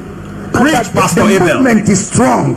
A lot of young people are leaving church to go back to shrine, to go back to idol worship, that because they don't understand this white man Jesus. They don't understand this white people Bible. They don't understand it. But at least they know that the idols in their village took care of their ancestors. They took care of their great grandfathers. They took care of their fathers. They want to all go back to African worship where their ancestors were. I also heard that it's not just in Igbo land alone. Somebody called me in UK, one of my daughters in the faith. She said, Papa, we have a crisis all over Africa and all over the world. African young people have come up with a movement that is building momentum to abandon the Bible of the white man and go back to African roots. I'm shouting. People say I'm shouting. Shout. The kind of Jesus that is preached in many churches cannot be explained from the Bible. And a lot of young people have very intelligent questions that pastors are not answering. If I buy a computer and I realize that there's a virus that is attacking the programs on the computer, it's not allowing the program to run as it's supposed to run, what do? I use an antivirus to attack the virus on the programming. Sometimes it can affect the performance of some of the programs on the computer. What do? You reinstall the programs onto the computer so that it can work effectively for you. So the programming that has been done for us for many years through memorizing. So let me put it this way. So the same way you use computers as a point, or let's say a reference point, Yeah. can you really adjust that to how we've been programmed with that memory verse? So you said the computer has programming. If there are virus, you have to do antivirus. So what do you mean by we reprogramming ourselves? What do you want to mean by that? Example, blessed are the poor, for they shall inherit the kingdom of God. You have been memorizing this. Blessed So many are years. the poor. Blessed are the poor, for they shall inherit the kingdom of God. Do you know why? Go across Ghana and beyond. Study the people who are very committed to religion. It's not the rich, it's the poor. Because they have been programmed that poverty as a condition can take you into the line a says promise. To that promise. That is greater. That is why some interpretations will urge you and tell you that your future glory cannot be compared to your current suffering. So therefore, by projecting into the future glory, you do not care the state that you are living in. pain, But the poverty, misery. as a matter of fact, is not a condition. It's just a state of mind. So it is the mind that is poor, not the lifestyle, but the mind's condition, because it's been programmed to accept a certain way of living. So that programming will now reflect the kind of surrounding and condition you want to live in. So poverty is not a condition. No, it is a state of mind. Poverty is a state of mind. It's a state so of- if you want to be poor, you be poor. Yeah. Right? So if you are poor, it's not about you being promised heaven. Do you know that people believe that through faith and a lot of fervent prayer, they can receive certain royalties from even places they've not struggled or they've not toiled. Some people can, out of memorizing these things, they refuse to reason with the same word. So because of the program, we refuse to reason with the word. So talk to us. Now, we must know that there are certain things that people attach certain sentiment out of faith, out of certain belief system to, so much so that they believe that they need a certain external power to be able to manifest simple reasoning, to be able to manifest simple hard work. So much so that simple agricultural techniques, they would rather go and pray. They would rather call on a God somewhere to come and do it for them instead of just using a normal natural mind or intelligence. So checking the seasons, knowing that this is not the right time to plant maize, he would rather pray even that dry season and still falls the maize into the soil. Forgetting that there are people who have not even come to the knowledge of your faith, yet they are able to do well in the same field that you find very difficult to be progressive if there is no external influence or energy or power that you call God. It doesn't mean that the concept of God is bad, no, but we have cultivated a habit which has registered into the subconscious. It's part of the programming. When you tell your child that what you are doing is wrong, you are hurting your brother, and your brother will feel the pain of what you are doing to him. So you don't have to do it. Go and apologize to your brother. It's a programming you are giving to the child. You are programming the child that you are doing something to a brother, and that brother equally feels emotions, has emotions, and will feel the pain. If you tell your child that what you are doing to your brother, God doesn't like it, and God will punish you for doing this to your brother, it's a different form of programming also. Instead of using personal feeling and the pain, you're rather referring that thing to God, that God rather doesn't like it. So this child will grow up and will offend his or her neighbor and will go and kneel down and pray to a God because he or she believes that he has offended an external God that will punish him or her, but not the brother, because it's a program. Over the years, your mother and your father has been telling you, like when we went to Kumasi, I asked them, how many of you were born Christians? We had majority. You see, how many of you were born Muslims? How many of you were born traditionalists? Then I asked them, were you truly born a Christian? When you were coming to this earth realm, were you tagged a Christian, a traditionalist, a Muslim? Somebody told you that you are a Christian because you came into a family, you came into a society. This is where you pick the programming of I am this, I am that, I am this, I am that. If you weren't born into a Christian family, you will never call yourself a Christian. So it is a programming you have received that make you feel that you were born with a certain belief system or born with a certain faith. So the programming we are talking about is something that we must keep reciting to ourselves. So let me go back on this child example you did. So if I am training my child today, if any of them offend the other, I should rather tell them, apologize to your brother. Exactly. As you hit your brother, it is paining him. Yeah. So the same thing. Feeling the pain. You're feeling the pain. So you shouldn't refer to a certain God that God will punish you for doing that, but rather tell the child that your brother is feeling pain.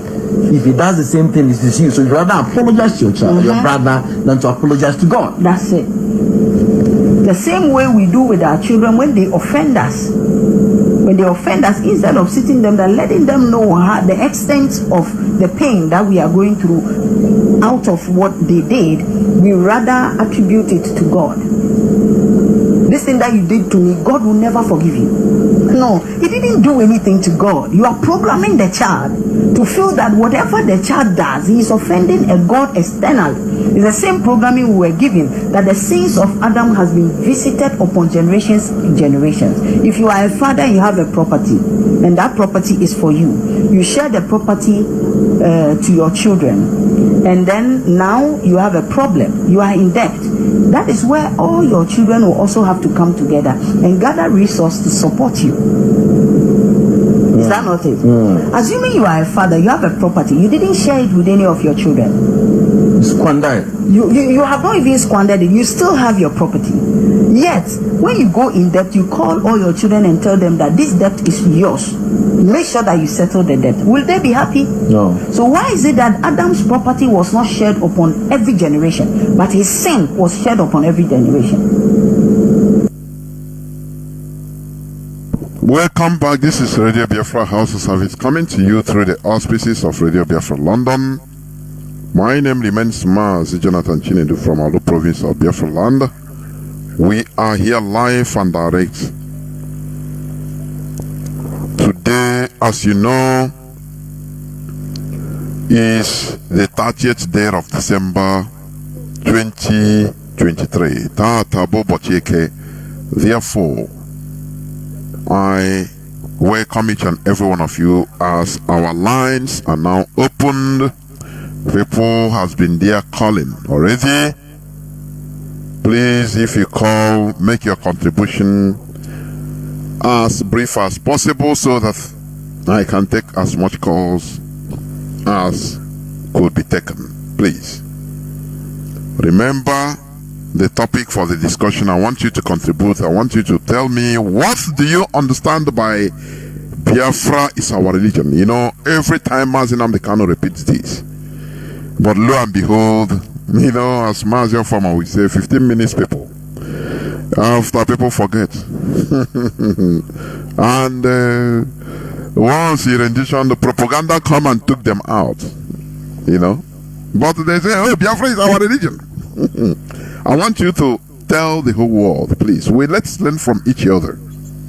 Our lines are direct line +1 213 328 6224. I repeat, +1 213 328 6224. Our WhatsApp and Signal line is +61 405 142 547. Today is the 30th and tomorrow is the last day of the year. I wish each and every one of us Happy New Year in advance. But we must continue. You know, Mazi Nnamdi sometimes a veteran. When I invited him here, he said during the war, they never know which day is a new year or old year. All the days are the same. Marching forward, doing what they're supposed to do, and until they lose or they, they have victory. That is how things should be. But I wish each and every one of us Happy New Year in advance. Therefore, let me go to the first caller that has been there. Caller on WhatsApp. You are the first caller. Can you hear me? Follow on WhatsApp, please. I can hear you, Mazi Jonathan. Please, your line, if you can make your line to be remove this speaker, because it is attracting some echo and some noise. Please go on, please. There we go. Welcome to the program. Mazi, can you hear me? I can hear you. Mazi, I don't know. Yes, your voice was sounding good before, but now it is inside. What happened? Okay, can you hear me now? Can you hear me now? It's better. It's right better now. It's better. It's better. Go on, please. Mazi Jonathan, my name is Chukwubueze. I'm calling you from Moscow. My own suggestion, my own opinion about what we are discussing this night is all about Biafra is our religion. Because always is once our leader always says, on Yukukari steady, Biafra is our religion. What it means is by whatever we are doing, Biafra first. Whether you're a Christian, whether you're Ono Menala, whether you're Buddhist, anything you are doing, Biafra is first. Biafra is ahead. Because of, if we see what is happening in our country and you see what is happening in our states and also our nation, we are fighting to restore back. When we don't know that Biafra is our religion, it's going. Hello, Mazi Jonathan. Go on, please, go on. When we don't know the meaning of Biafra is our religion, you will understand that even though on the front wall, you will see a comrade deviating because of it affects his own religion. See what is happening online. 2 days ago, Mazi Azaya Oba posted something online. He didn't call any religion. A Biafra, a person, a comrade that is under the struggle, attack Mazi Azaya Oba because of his talking about religion. What we mean and what our leader is talking about our religion is Biafra first. Whether you are Ono Menala, anything you are worshipping, we don't care. It doesn't concern us. It's your own personal life. But when we come to in the existence of Biafra, you will take Biafra first. We will take Biafra first. We don't need to negotiate these things about, because of here make online now. People, when we talk about religion, people are as a new job. When we talk about religion, people are Bamaragemba. When we talk about when we want to go to back to our root, people are making an attack. What is our root? What is this thing we are talking about? We want freedom. We want freedom. But you are holding another thing, another freedom. You want freedom. You are still holding a slave master's thing in your hand. How can you fight a freedom? And if you are holding one, you want freedom, but you have two slaves thing in your hand. You want to give one and also carry one on hand. It's not good. It's not good. My honor, I don't want to stress this issue. I don't want to stress this issue. What my own understanding. Hello. My own understanding means Biafra is our religion. We still support Mazi Nnamdi. We still believe that Biafra is our religion. Biafra is first. Despite of everything, whatever you are worshipping, whatever you are believing, whatever you are, take it inside. When we restore Biafra, everybody can go back to what he's worshipping. Thank you, Mazi Jonathan. I remain your brother. I remain your comrade, Joseph Chukwuku Beze from Moscow. Mazi. Thank you very much. Before I bring in Mazi Obinna, our comrade Metusela Wandemeki said, please allow me to take this caller on direct line first because they are paying. Caller on direct line. Can you hear me? Please go on. Caller on direct line. Please go on.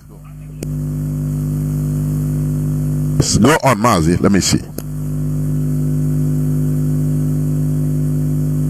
But I don't know if the Biafrans are hearing my voice. But go on. The whole world is here. Mazi, Jonathan, thank you very much. This brother and Mazi, the colleague from UK. I appreciate you. I say, if you can continue to guide and give you good health. I don't do. I say, Mandego behind the jack country to protect you. The HODS, all the press officers, I salute you. Mazi, I don't need to tell anybody that if you like, believe. If you like, don't believe. As far as I'm concerned, you don't need to tell me whether Biafra is my religion. If it's not my religion, I want somebody else to tell me what else again that is my religion. Because that is where I believe, and that is what it is. I don't even need somebody to go, and we don't even need, after listening from Chinedu for the past 5 minutes, we don't need anybody to tell you. This is where we gather every night. This is where we discuss what concerns us. This is where we have to educate our people about what is here. If not because of Mazi Nnamdi, not at Chineke. And some people like me, that I don't want the Fulani to be killing our people. I would have, but it's not because of the genuine Ndigo and Biafra. And that's what we do today. Mazi, you see this organization that said after how many years they call it, 70 years, there will be no Igbo speaking language again. It's true. You know why? If not all of them are in Namdekam, and after they are doctors of Mazi in Namdekam, what I have seen, what I have seen from our people, what I have seen on the map of still. Oh, brother, these people that said if after how many years there will be nothing like Igbo speaking, if you doubt it, look at what is happening to us by this time. After the adopted Chinedu shows me after them stand still, like so our people are like this. But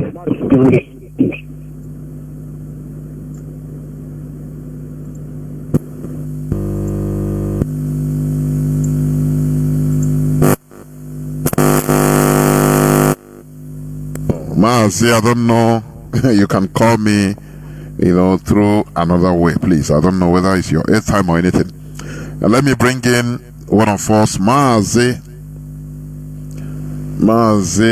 Obinna, aka Metusela Wanne Mekisedek, one of our frontline media warriors. Wow, Mazi, Dodregi, I like your program. And look at it, Itinye wa comic.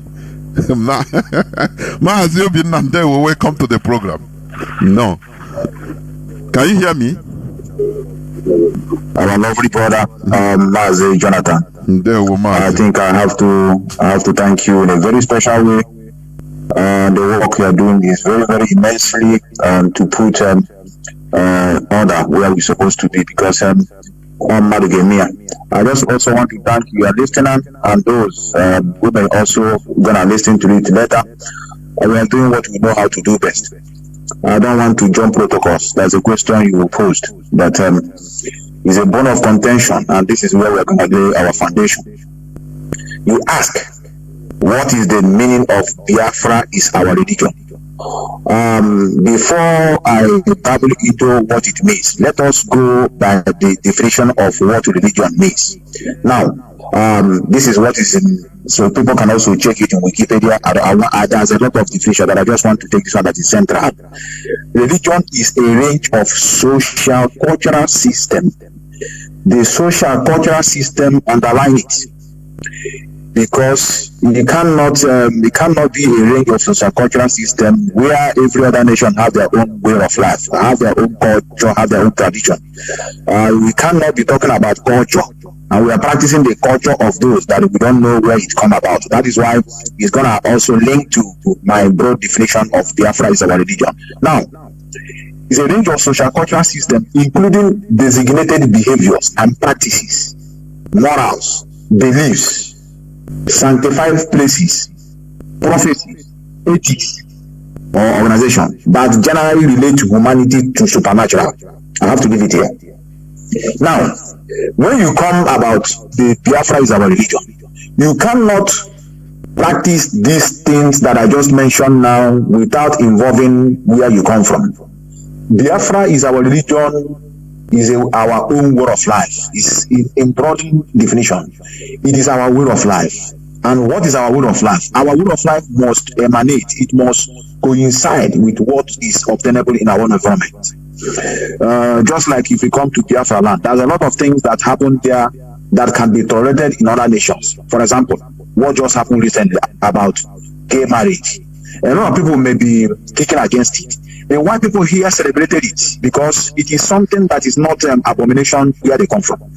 They on the street, people were jubilating, but I didn't see such a thing in Nigeria. Let me just use the word Nigeria, or to see it in Biafra land. Everyone was frowning their faces. Why? Because it is not obtainable where we come from. In other words, Biafra is our religion, is a practice of our own way of life. It is what defines who we are. There's no way you can, have a belief or a religion that is from others and you expect yourself to practice what is from your own place. And the certain situation is that those things that are in our place are being condemned by other religions.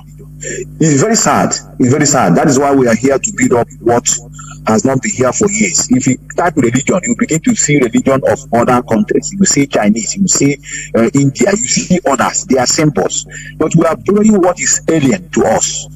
Even the Israel on their own. The Jesus Christ, many of them are jumping up and down today in our place. It's not, they don't celebrate it. They have their own way of life. It mustn't be revolving on one person. They are going to custom and their own tradition.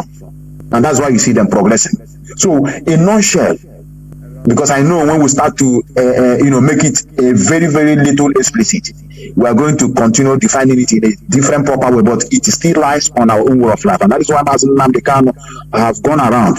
I have tried all possible means. Some of us don't even know why he's moving around. We need help. Religion is like a brotherhood. Religion doesn't want to see you suffer. Religion is there to make sure that they protect their interests, provided you have the same culture and belief with them. Just like what is going on today in the Arab world. When one is crying, others will start crying. What is going on in Palestine? I see the demonstration in Nigeria. Because some of them oppose that so much and so very well. But since we have been slaughtered, Biafra have been killed left and right. I've never seen any other countries in the world organize a protest in solidarity or in condemnation with the killing, since we said we are Christians. It happened in El Zazaki. The same time El Zazaki is in detention, the same way our leader Mazi is also there. But I saw a lot of, when I say a troop of demonstrators in Iran, they are going to Nigerian embassy, demonstrating very heavily that they should release their brother. They call him their brother. And it's a high time we stop using emotion to follow this. And I want to thank all of us that are into this. This is not limited to Biafran struggle. This is a worldwide awareness. It is not only even in Africa. People are waking up.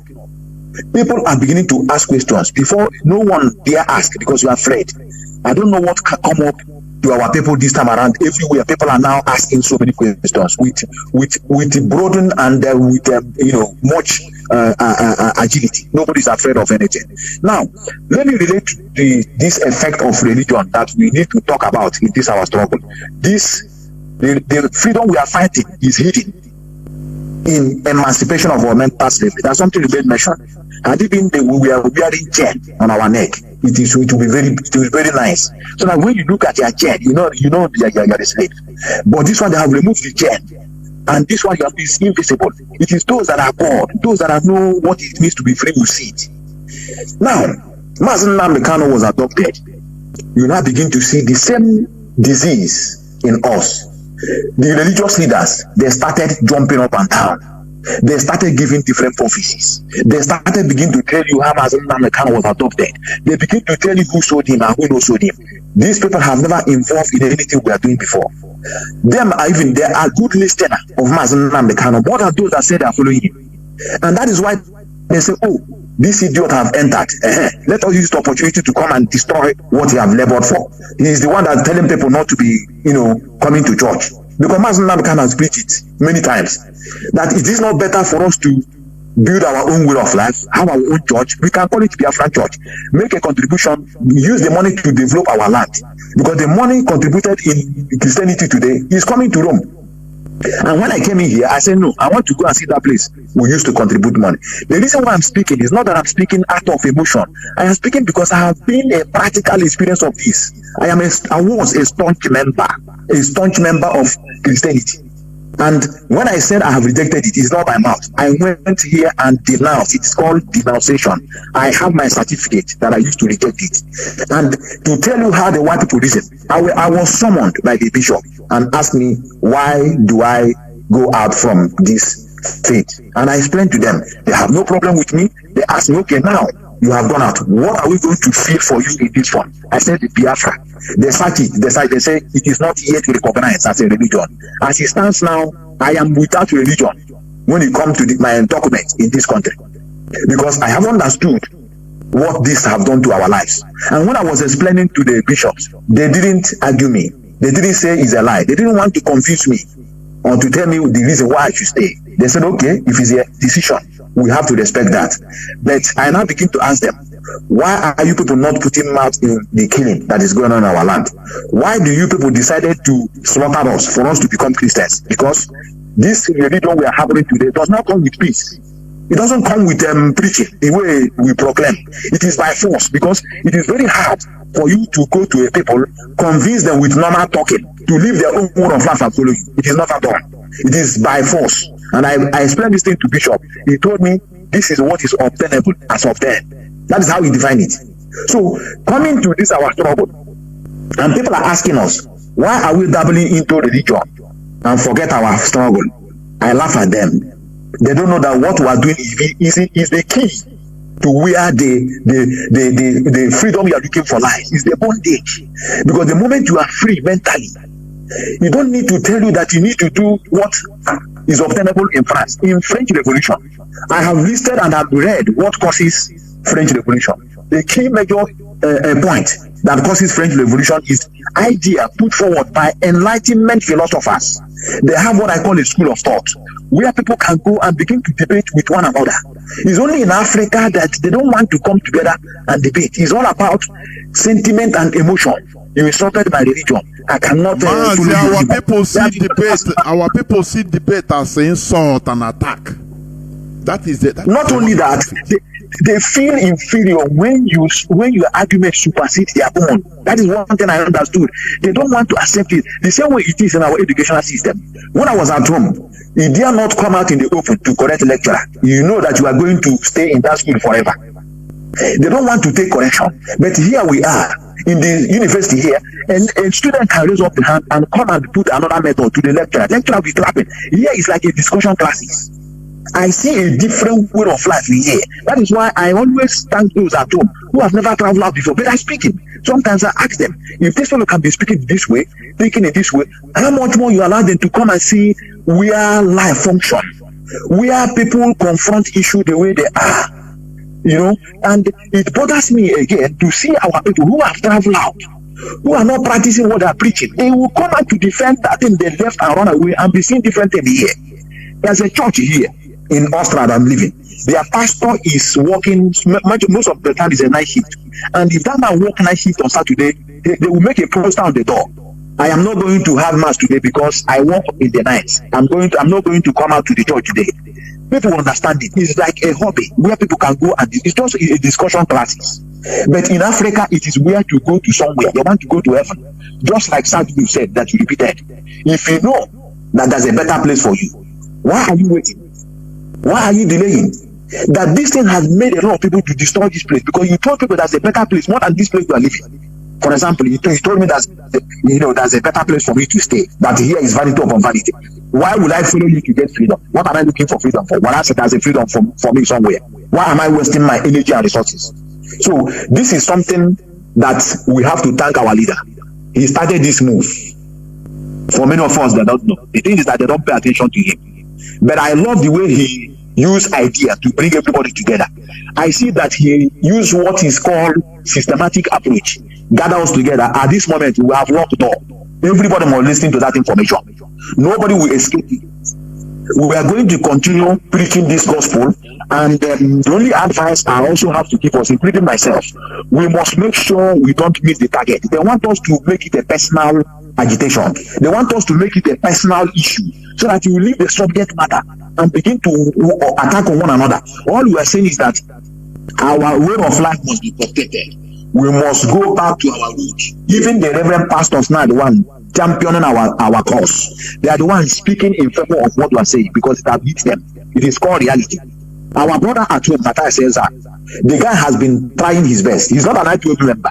Just to tell people that we don't care whether you're an IPOB member or you're not. Once you see something that is good, we will promote it.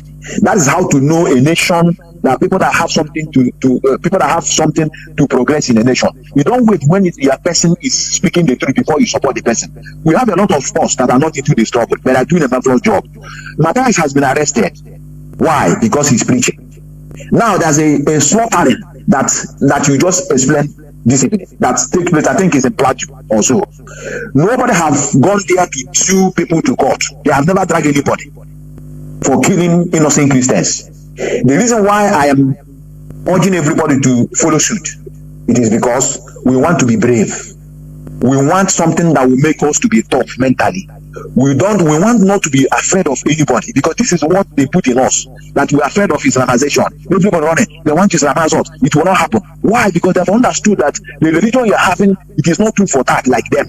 We need to be stronger. We need to show them that thing they know how to do, we know how to do it best. You will now begin to see that no more coming in our land to say, I want to Islamize you people. We are not Christians. I have to say it. We are Biafrans. And the moment you understand it, the better for us.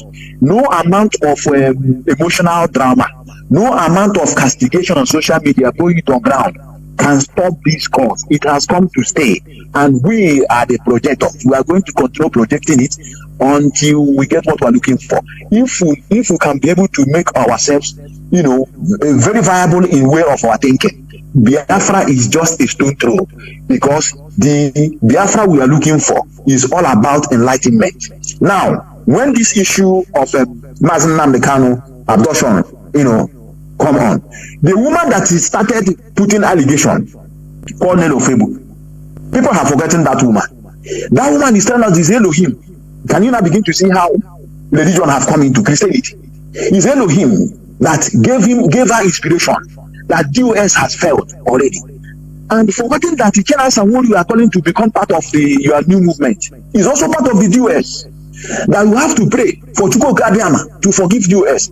Where are that woman today? She's nowhere to be found. A lot of things have happened in this struggle that we need to learn our lesson.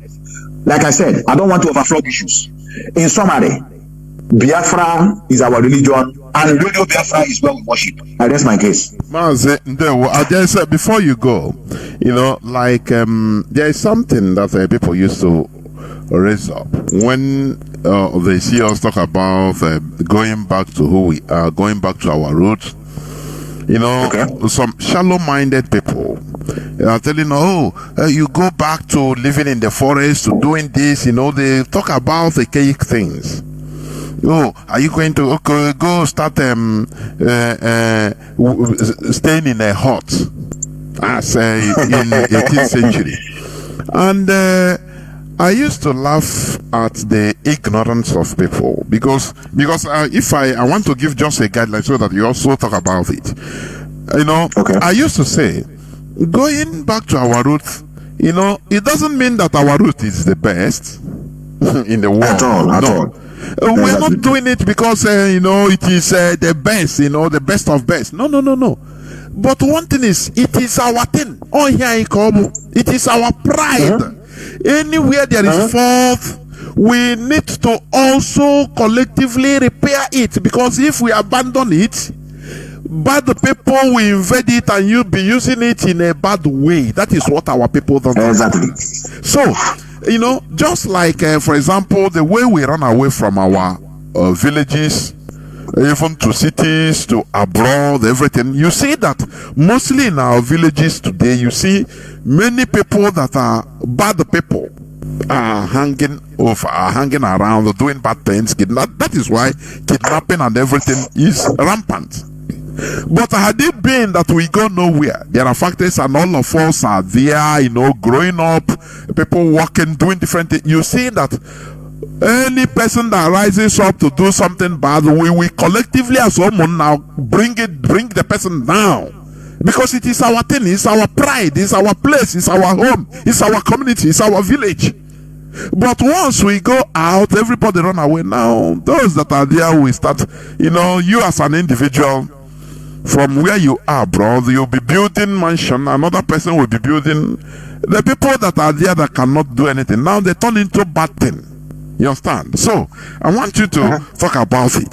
When people say, you're going back to Chokaiga, you want us to start going to kill this thing in Shrine, very filthy, which is a shallow-mindedness.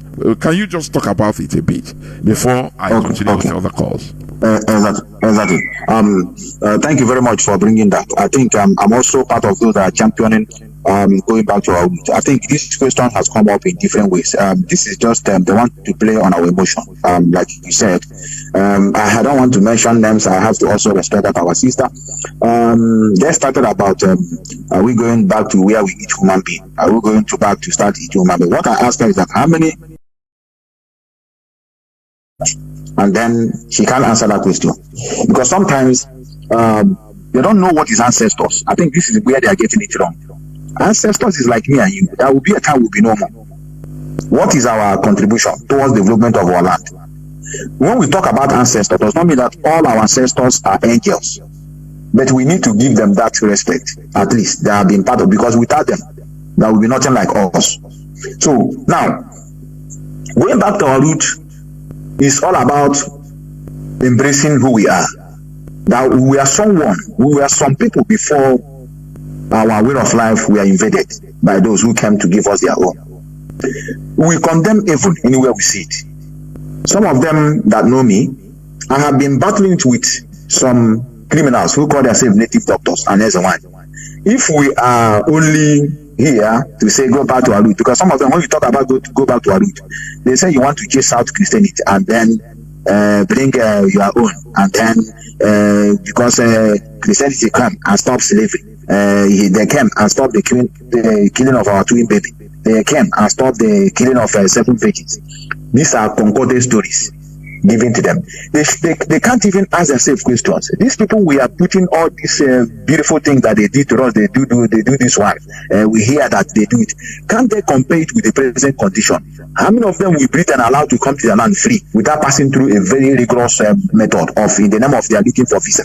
Some of them will apply. They will eat their money. They will not give them visa. The people that gave you all these things, you are claiming that they love you. They come and stop the killing of this one. They come ordinarily to come and even wash plate in their land. You are finding it difficult. So now, going back to our root is to return to who we are. Learn how to love one another. Learn how to respect people. Learn how to begin to appreciate and at the same time to see for your well-being of your brother. In this struggle, we have a motto on the Ruben Nabal also.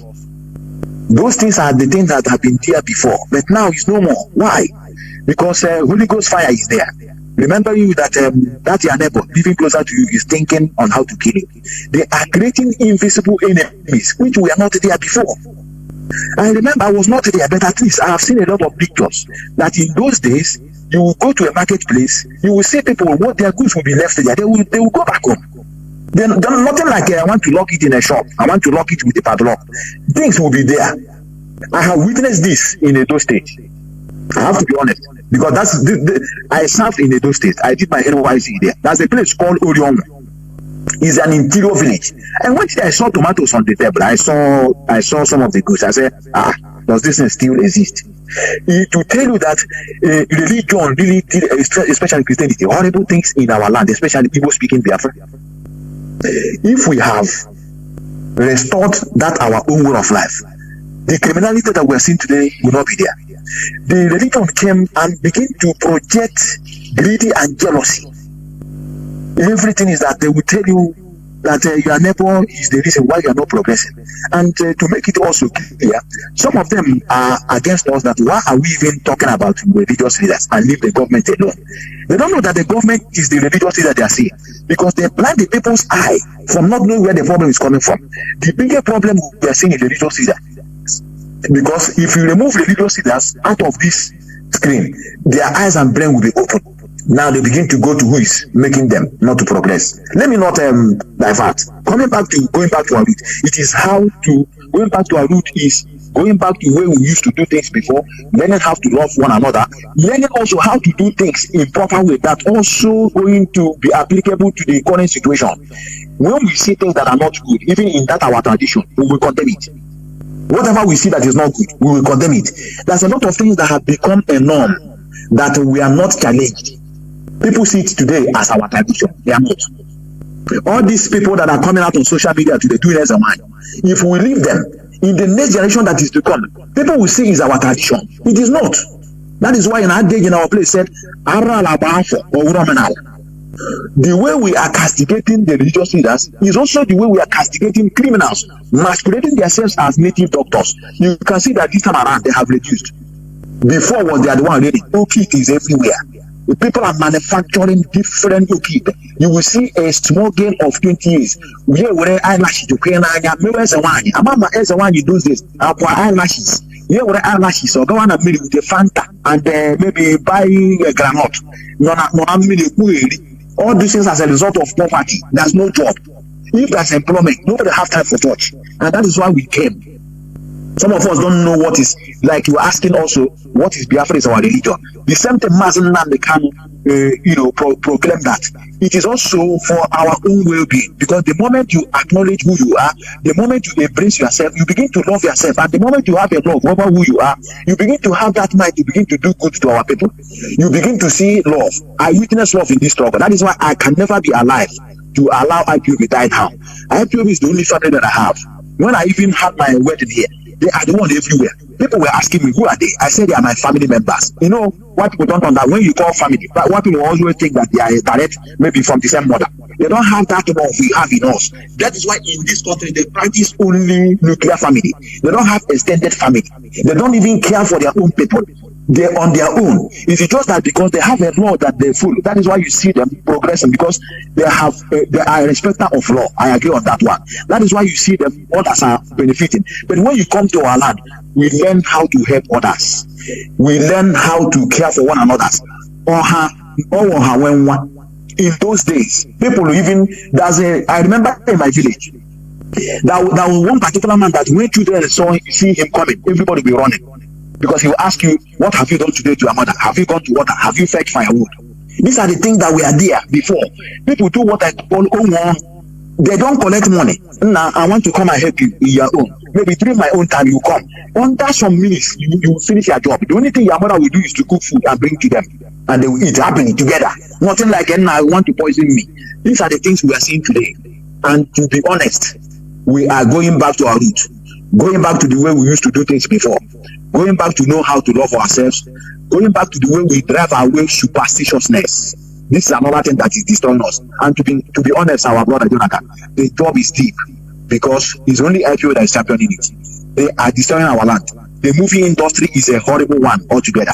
The movie industry are projecting nonsense to our people. Somebody will bring a native doctor, bring a pastor. Before you know it, a native doctor will fall on the ground because a pastor is praying with the Bible.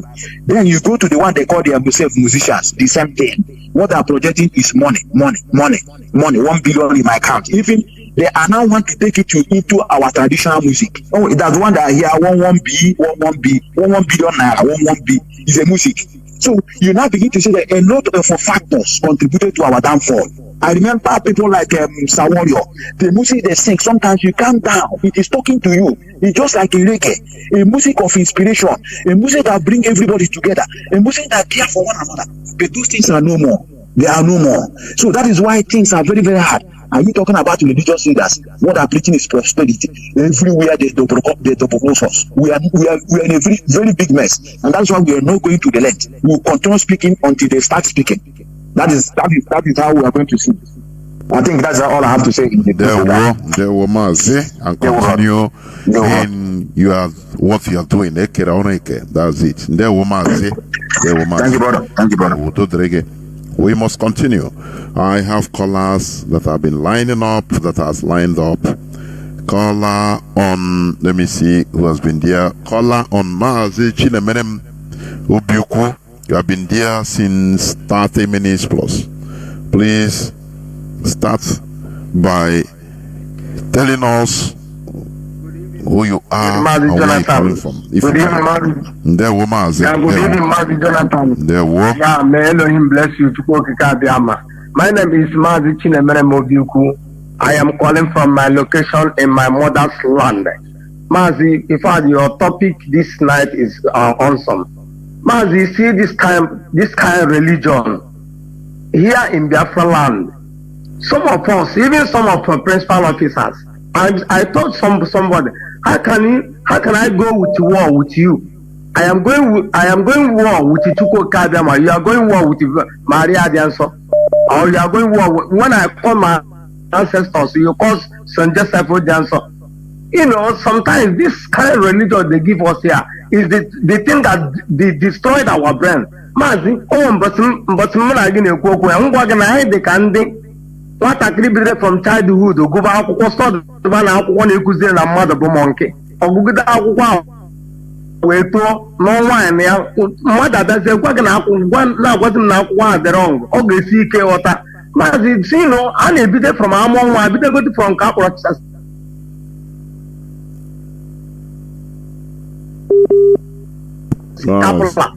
scapula tablet from tablet and when that person wey borrow ya there they get like that this thing called the one called the Pentecostals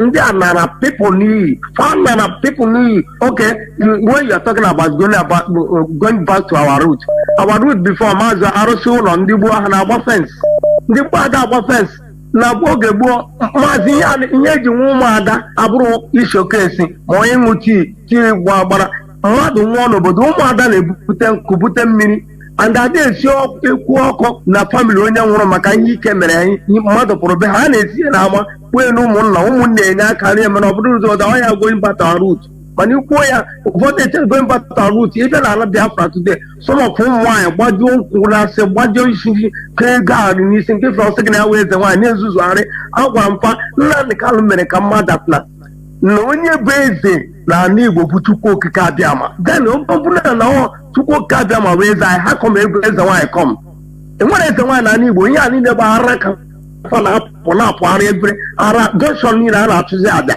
oke onye na-eme eze nwaanyị fanta iji achọ aja ọ bụrụ gụ arụpụtara ya onye ọcha rụrụ ya ma ọsọ mgbọdị rụrụ ya mmụọ ọzọ rụrụ fanta iji achọ aja ọzọ fanta iji achọ aja biskit iji achọ aja onye ọwa ime primitive belief ma ọ bụrụ na ị na-eje some teaching ya ha believe ụmụ feti something na-enwere isi otu aka ọ dịkwa ya Mazi ịma ndị so struggle ka ihe afụ mmadụ ọsọ gị na ya dibịa gị na nwanne ya emekọ ihe mekọ something na disip ọ na-anya isi na ya dibịa na ya akụcha ike na ya were anya ihe eji kochie nwanne gị chere ekuche ndị Fulani ma ndị Yoruba ike ọ ga-emenwu ya kama o jee baa kọtụ ndị Yoruba Mazi otu anyị na-egwukwa religion otu aka ndị awa people si baa different cultures nọ n'ala Yoruba different cultures dị n'Egypt different cultures niile otu aka ha si baa everywhere agbakasịta mana enwere onye nje recognize nwu nke ya isi ya ka ọ gaa na nke gị nke ya nke Chukwu debere nna ya ọsị gị na ọ arụsị mana ọ ga-eje jụọ na arụsị ndị Yoruba enye ego osoro je mitin ndị ogbonu osoro je mitin ndị lọji osoro je mitin ndị kanka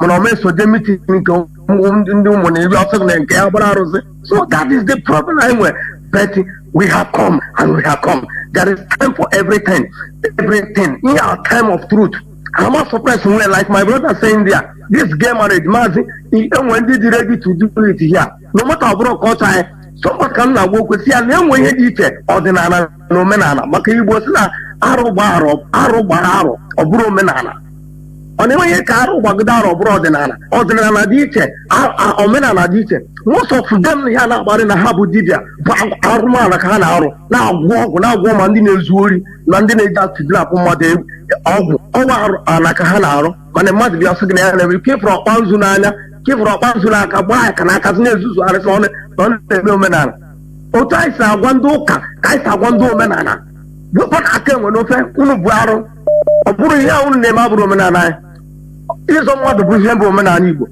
igbu mmadụ abụrụ omenala Igbo ịkwụ ọgwụ abụrụ omenala Igbo ịgwụ ọgwụ gbogbo kepụ nwaanyị nwa n'afọ ọbụrụ omenala Igbo mana ife all of them otu akụsi ndị ụka otu akụsi dibịa nke ekwe na dibịa nka dibịa nke ekwe na dibịa nka na-eme ọ dị sente nọ n'ụlọ ụka onye Katọlik ekwe onye Anglican ekwere onye Assemblies of God onye Assemblies of God ekwere onye Deeper Life ekwere onye Islam Adventist the same thing all the same thing ka ha na-eme mana the truth have come agbụrụ anwụ nwere egbu Nnamdi Kanu is the savior and everybody judgment na-adị n'isi onye ọba ma mụnwa ma Okeke ma afụ ma ndị ji Biafra struggle eme business unu ya afụ ihe unu mere onwe unu ma ndị nọgide ha sịgịrị Elohim like nne nna ofe egbu na-ekweri Elohim si na DOS disappoint gị otu aka ifuru ụfọdụ bịa ha sịgị na ya makwa ebe akwụ ekwu ke ka mụ na gị si achụ nta isi na anyị kpụtara ofu Chukwu mụ na gị kpọta ofu Chukwu n'osi ụtụtụ wetara tablet rọga jekwa ikpere Maria how many masters ka ị nwere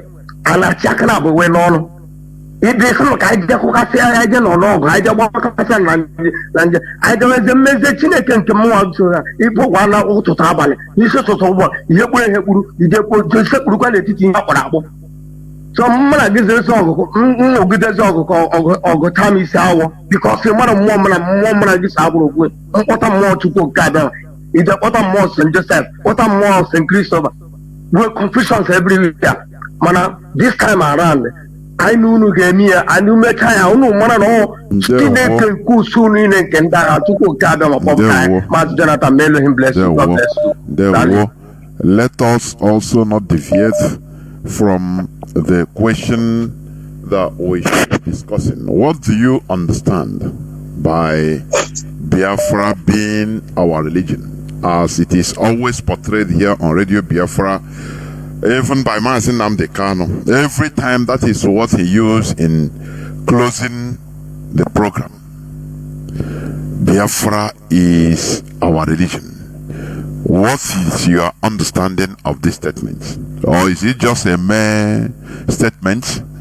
I want you to tell the whole world. Tell us what you understand. What is your view? What you understand by Biafra is our religion. Caller on direct line. Let me go to caller on direct line. Can you hear me? Caller on direct line. Welcome to the program.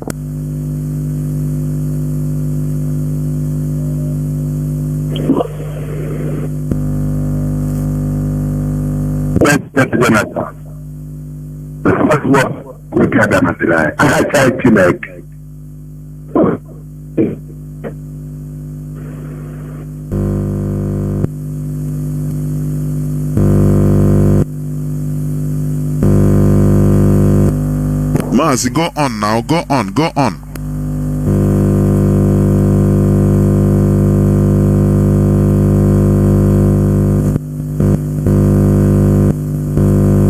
Our God is the one. God. Yes. It's our religion.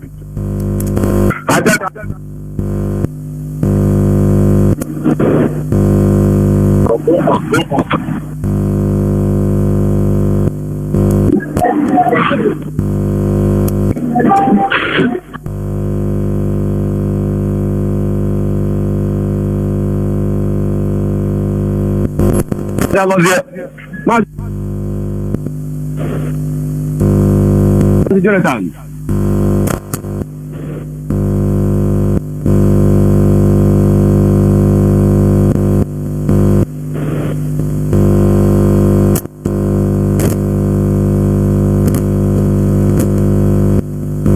Laptop ma.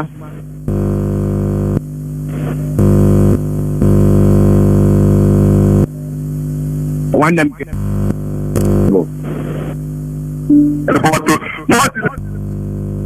Respecting our own, becoming president, army and staff, holding our own leader. That's how I want to get to bed. We just live up to this step. I like to say,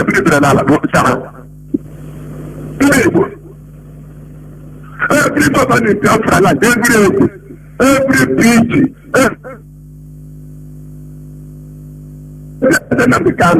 if you are not bring up, we are every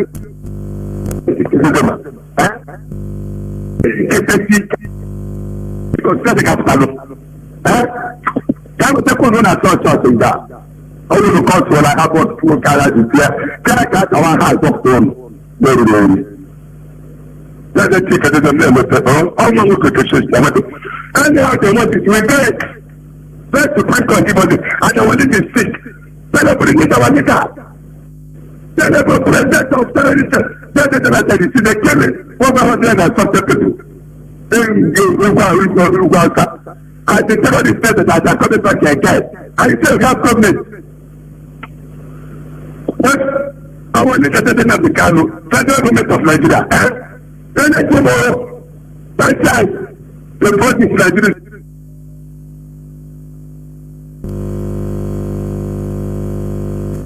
Mazi, I don't know why this thing is not clear, but it's gone.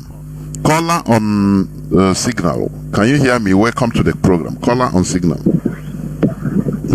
Mazi Jonathan, good evening, sir. There, Mazi, you don't reggae. There, you don't reggae, Mazi. My name is Mazi Fine. Mazi Fine, calling from his location. May God bless our leader. Our leader will live and see Biafra. May God bless our HODs. May God bless our all IPOB media warriors. Maginata, may God bless you. This night says, what do we understand by Biafra is our religion? Yes, Mazi. Biafra is our religion. Indeed. Mazi, most of our people that is in a diaspora, they never understood or understand what our leader means by the Biafra is our religion. Mazi, because I believe that sometimes they need to think deeply. Most of them never even went to protest with our leader. Mazi, I'm on ground. I can remember when we went to Abakaleke. I can remember when we went to Iguacha. I can remember when we went to our leader come to Onitsha. Omaba precisely. I could remember when our leader went to Ekurobia. Mazi is very, very wonderful. Mazi, could you believe that even if your pin fall down, people will pick it up and start asking who has this thing, who owns this thing, who is the owner of this thing? Because people believe, because Biafra is our religion, and the people are ready to die for what they believe. All these our people that is trying to divert, that is trying to make something where there's nothing, trying to tell the world that people want to push them out from Christianity or whatever they believe. I don't understand you people, because as long as I'm concerned that you can never be able to die for what you believe, Christianity, call it to ordinala, call it to omenala, you are deceiving yourself. Biafra is our religion, and that is why we are ready to die because of Biafra.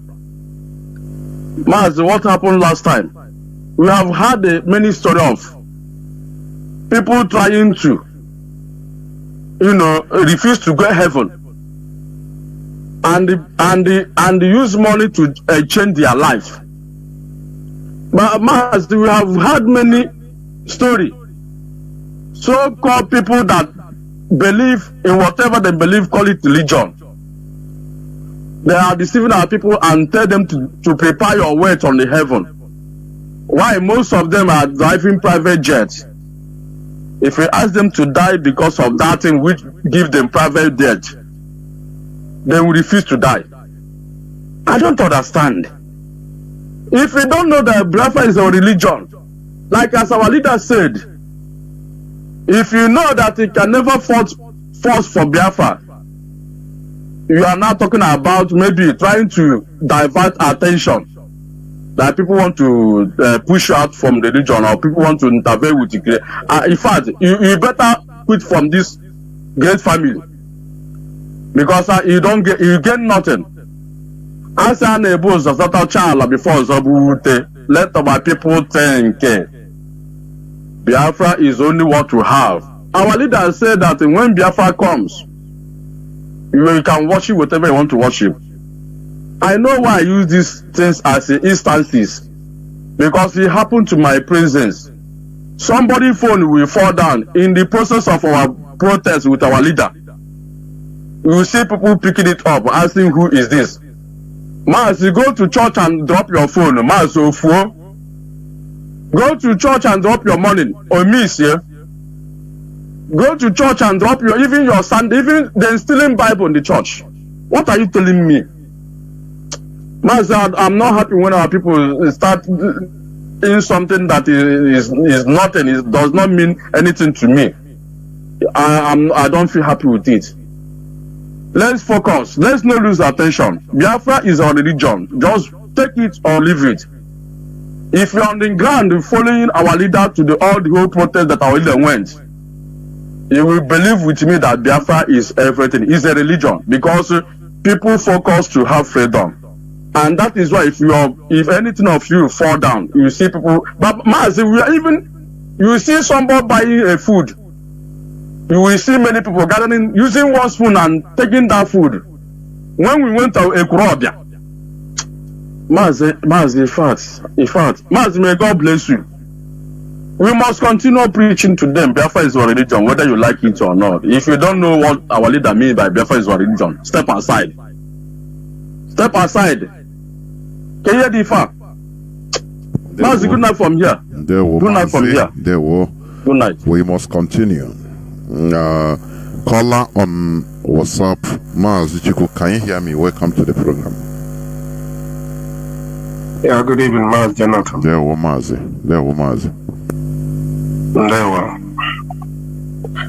My name is Chukwemano. I'm speaking from my location. Thank you once again, Mazi Jonathan, as always. I greet my leader and our leader, Mazi Namdekano, the man who set up this platform to expose so many evil that was hidden under the roof of heaven. I greet you once again. Yes, Biafra is my religion. Why? Biafra believe on truth, which Bible said, you shall know the truth, and the truth shall set you free. That is Biafra. Biafra is Onurubewa Nabalonso. Onurubewa Nabalonso. You have to fight to defend your people. That is Biafra. One thing is this. Some of us who have started journey all the way from 1950, we saw that time between 50 to 60, between 60 to 66. What happened? Before the war and after the war. All these people that was born after the war, many of them don't know anything. What has happened on their back? When there is love, everything is very normal. I saw my grandfather. I don't have all the whole time to explain many things. I don't have all the whole time. So for somebody to come here defending Christianity or defending Muslim in Nigeria, it's just like you can see somebody defending Nigeria up to this extent. When you see Nigeria as a country, as they call it, and you see somebody defending it by now, you're sorry for black race. Just like the same thing that somebody is defending religion. If you go to church tomorrow in Aba, in Nigeria, at Shehu, what we'll be hearing is pay your tithe and offering. Bring the 5 out. You can see one idiot will come from nowhere as a man of God and say you need 100 people, depends on the size of the church. 100 people that can bring 5,000. Let him pray for them. That he has gone so places and pray and should do this and do that, and those people get visa and travel, and those are short-cut many rubbish. And we see the suffering youth. They will line up with 5,000 to pray for them. He will call another group to 2,000. He will call another group 1,000. He will call another group 500. What am I saying? The hell in Nigeria, nobody can. It is very deep to explain. Biafra is truth. Is truth. What you see with your eyes, you believe on it. Not you are believing that when you die, you are going somewhere. Instead of what you are seeing here on earth, which is good government, which the white people have seen and implement it, and people are seeing it. What baffles me is that some people, foolish Igbo people, who are the most victim in Nigeria, are still defending nothing they call religion. The worst thing that happened to Igbo race in Nigeria is religion. Because if anybody open a church, Igbo people will be 70-80% on it. Go to Deeper Life. Go to the Redeemed Christian Church. Go to all the whole Yoruba church. Igbo people are there paying tithe and going to do all manner of all this nonsense. But can any of them go to Chinedu or Sanwo-Olu, all those big comers, and told them, this thing you are doing is against the will of God? Why are you pulling people's houses down? Burning people's market? It is not of God. They cannot say it. They cannot defend Igbo people in Lagos in any way. But Igbo people are so stupid, going to their churches, believing in all angles. I'm very sorry. I'm very, very sorry. If our age between 50 to now, some of us who are alive, who would have sold then and now, if we left, what will happen to all these people that was born after the war? Because they have nothing, they cannot reason. What makes you a human being is the way you reason. If you are doing one thing at a particular time, you will sit down one day, start to ask yourself questions. This religion, Christianity, since you are seeing it as a religion and you're going to church, is it changing people who are evil to be a good person? When you think to that way, then you know you are a human being. If you cannot think to that extent, you are not. All the criminals in Nigeria, being senators, being governors, being House of Representatives, being even man of God, they call themselves, these people who are in Nigeria, who cannot condemn evil. Okay, tomorrow is church. You talk about those people that were killed in Plateau State. They say they are Christian. And nobody is asking of them. Now, why am I busy going to church? If I be killed, the so-called Christian Association and all the evil bishops, none of them can say anything. What they are busy is their pocket to reach themselves. Why must I go to church? To do what? To go to heaven? Nonsense. I don't know how long black people will reason. After listening to our leader for over 10 years, these foolish people cannot reason. Thank you. Mazi Jonathan, I greet you once again. I greet all the DOS who are working hard for this movement. Will be your strength. Thank you, and all hail Biafra. Almost hail Biafra. We are slowly winding towards the end of the program, but remember what I am asking for us to learn, what you think about Biafra being our religion. And I could make out what some comrades have said. It is worth dying for. It is number one. You know, it should be number one thing in our life.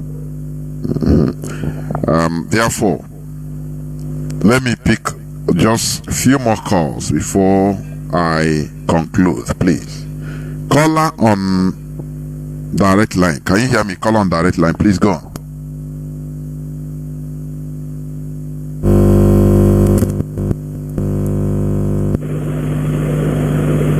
I am radiating from Biafra land. Yes, Biafra is my religion. What is religion? Religion is a means of communication to God by individuals depending on their environment, culture, language and tradition. Fortunately, I have found myself in this part of the world called Biafra. My language is Igbo, Biafra language. Yes, my culture is Biafran. My tradition is Biafran. Different from other cultures, traditions, and beliefs. And through all this, Yahweh, God, Chukwokika Biama, communicates with me and the vice. That is the reason why I say Biafra is my religion, my culture, my heritage, my pride, and my nation. God knows me because I am in this part of the world called Biafra. Thank you very much, and may God bless my Lord and my Savior, Chukwokika Biama, who is my Savior in this Biafra. No other person is my Savior and my Lord except Mazi Nnamdi Kanu. Thank you very much and good night. There were Mazi. Thank you. We are gathering our different opinions on what we understand by this phrase, Biafra is our religion. I have callers already also there.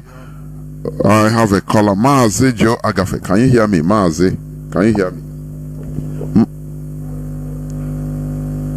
Mazi, can you hear me, please? Yes, I can hear you, Mazi. There, well, please go on. Go on, please. Okay. Mazi, the question tonight is what is the correlation of our religion being called Biafra? Biafra is our religion, and I want our people to understand this. Let me read out something for them to, understand. It says, first, culture can influence what religious beliefs we hold. Culture. Second, culture can shape how we practice our religion. And third, culture can impact the way we think about and experience religious concepts like praying and performing rituals. Now, there's this question: what is the similarity between religion and culture?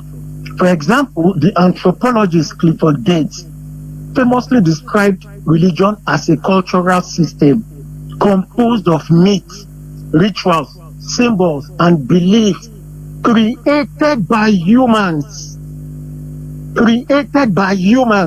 as a way of giving our individual and collective life a sense of meaning.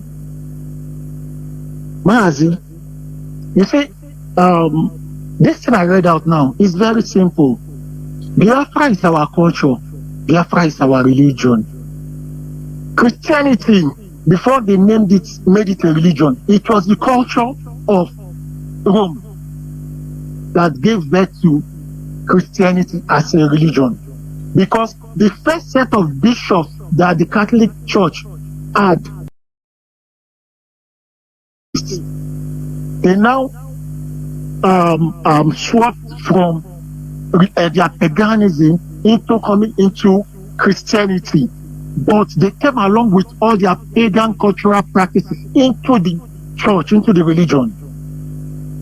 For instance, when they were pagans, they had a lot of statues of their Roman deities that they worship. They brought it inside the church, inside the Catholic Church. That's why in Catholic Church they have sculptures that they bow to. It was like that during the pagan era. So I want our people to understand that our Omenala Ordinary is our culture. It is also our religion. We cannot run away from it. Okay. For instance, now we have an Igbo person bearing Peter Okechukwu or Peter Modi. Now he's bearing Peter, but his surname is Modi. Can he reject that his surname? Can he reject his ancestors' foods that he has been eating, that they brought out for him? Can he reject the land, the sand of his place?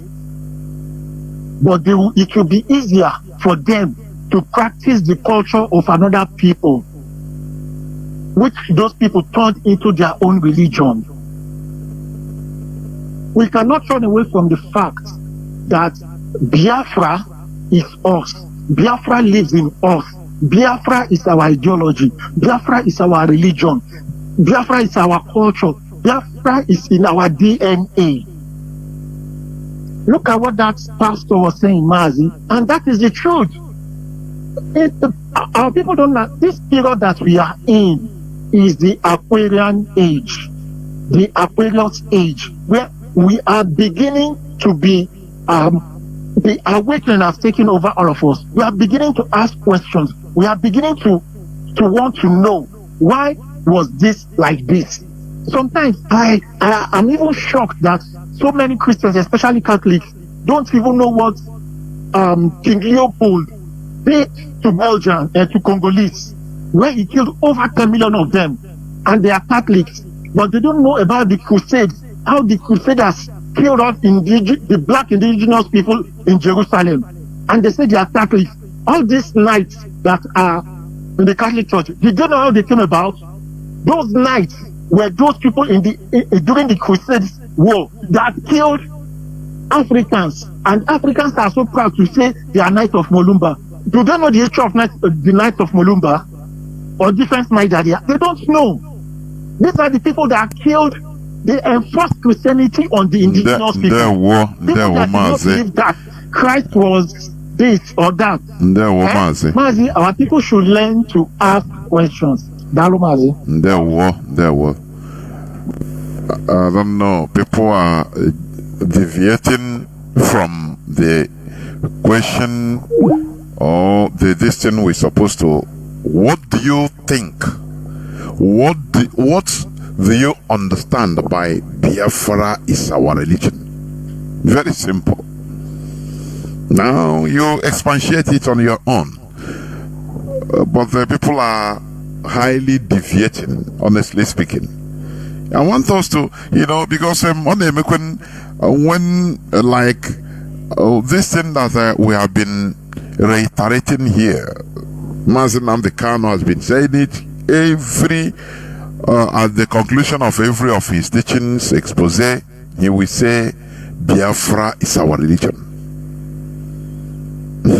He adds that here on Radio Biafra we worship. So I want people to just tell me or tell the whole world listening what you understand by this statement. That is it. Let me go to take these two callers to be the last call or the last callers. Caller on WhatsApp. Please unmute yourself. You think you'll be the last caller. Caller on WhatsApp, welcome to the program. Can you hear me? Please What do you understand by Biafra is our religion? Go on, please. Thank you. Thank you, Professor Jonathan Chinedu. Mazi. My name is Mazi, calling from my very location. That very question you asked about what do we mean by Biafra is our religion? What do you think? What do you understand? What do you understand by that statement? Yes, what I understood that Biafra is our religion, I will start from somewhere. Biafra is our religion, to my own very understanding, means ideology.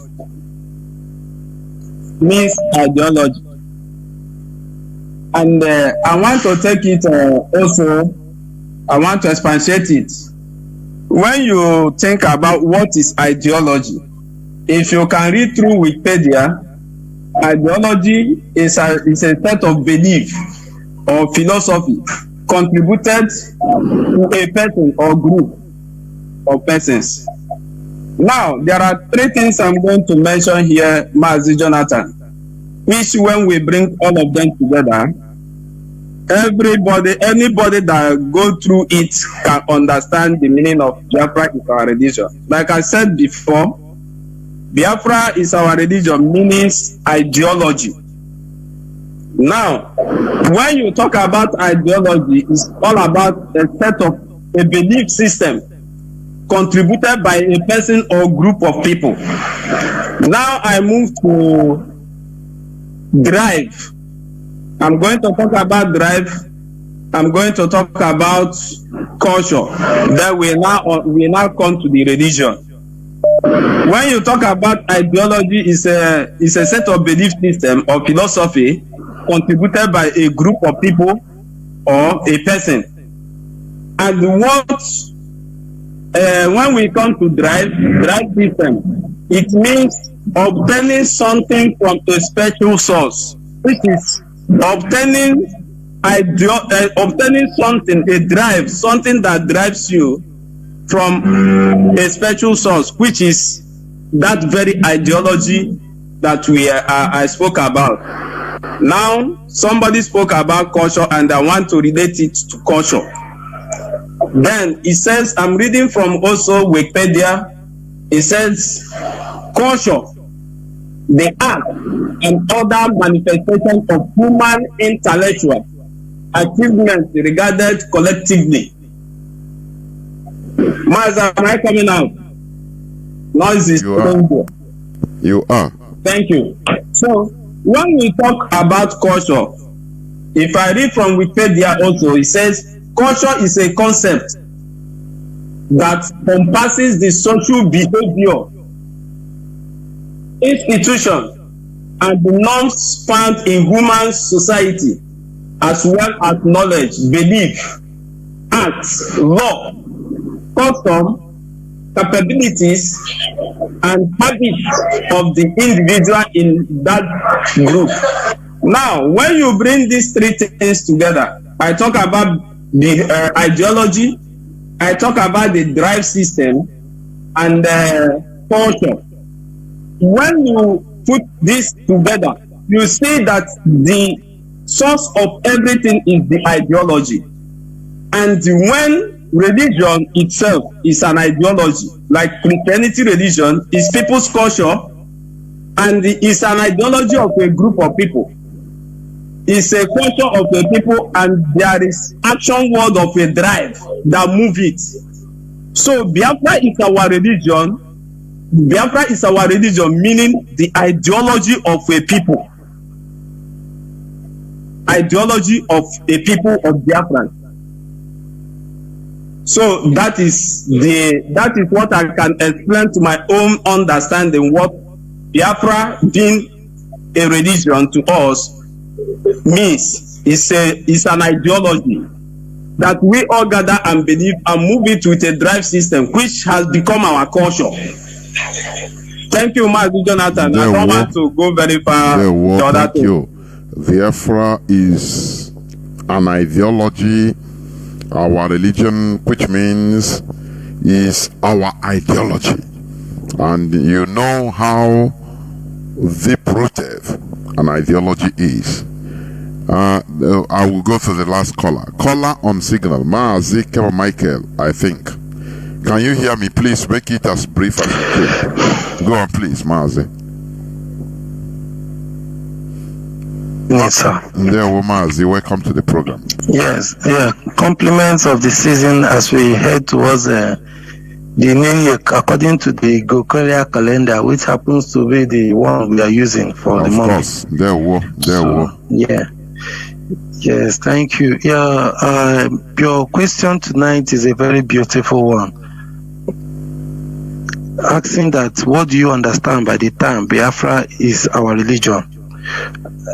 Yes, please, I will just want to be brief as much as I can, and I pray for your audience and permission.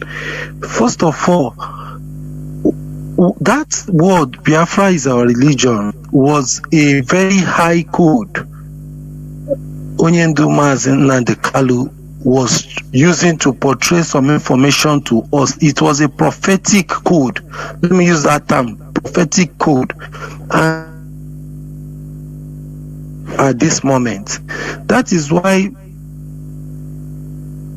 in the movement and those people outside the movement are now acting upon that code, and they are achieving many things. I know you understand what I said now. That is why I had to use the word code. I know, because more Biafra than China I need. Yes, so that is one of the reason why that thing Biafra is our religion. So let me now go straight. Now, Biafra is our religion simply tells you who you are before they made you to believe, because nobody is a Christian. We only believe in the Christian ideology. If you open the DNA of a Yoruba man, it doesn't read Christianity, neither does he read Islam. It only reads that his ancestry, progenitors, and his future are Yorubas. You understand? So the same thing applies to we as Igbo people, or as Biafra, as Ndibo. So before you were indoctrinated or lured into any kind of belief system, you were first a Biafran. So that makes Biafra our religion.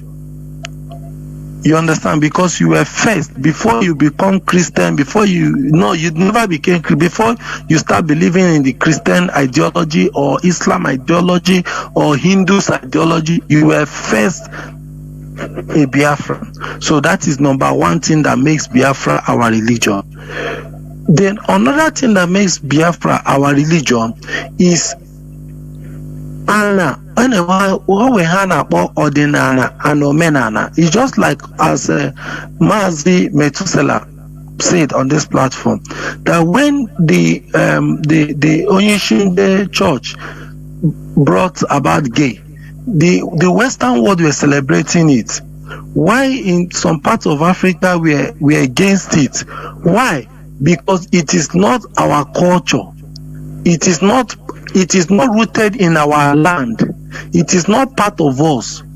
You see, so that's those things that our land respects, those things that is an abomination in our land.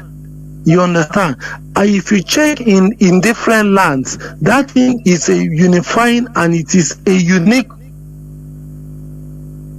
That alone also makes that land a religion. So it also makes Biafra our religion. Then another thing that makes Biafra our religion is the ideology, or is that thing that projects love, unity, and protecting our own identity as a people. Now, as a result of conquest and colonization, we have myriads of religion in our land.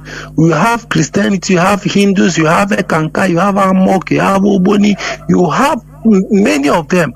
And these things with their different denomination and everything is causing a lot of mental and psychological and even physical division and making us to war amongst ourselves. But when we come to realize that Biafra is a religion, you will not know that this thing goes above those Ekanta, Christianity, Islam. So it is now a love, a binding force that unifies us together. Whether you whether you are into anything, that's Biafra, our religion, is a way of bringing us together. It's a way of binding us into one central ideology. You understand? And also protecting our identity as an Igbo man, or as an Irobo man, or as an Igala man, or as Ijo man. Now, there is this one of these mystics, they call Sadhguru. He said there was something he said recently, and that has a little to do with superstition. That is why I want to touch it, because these are all ideologies of people. He said something. He said mystic, that is mysteries or mysterious things. Mystic cannot be understood, but can be perceived and experienced. Now, there are things that when you do in Igbo land, the land, let me give you an example. If you go and kill an innocent person in Igbo land, Ajana Betibonya. In ancient time, there are many things you don't do. You see, if you want to explain that thing, there is no logic or mathematics or philosophy or common sense that can explain it. So that now takes you to what?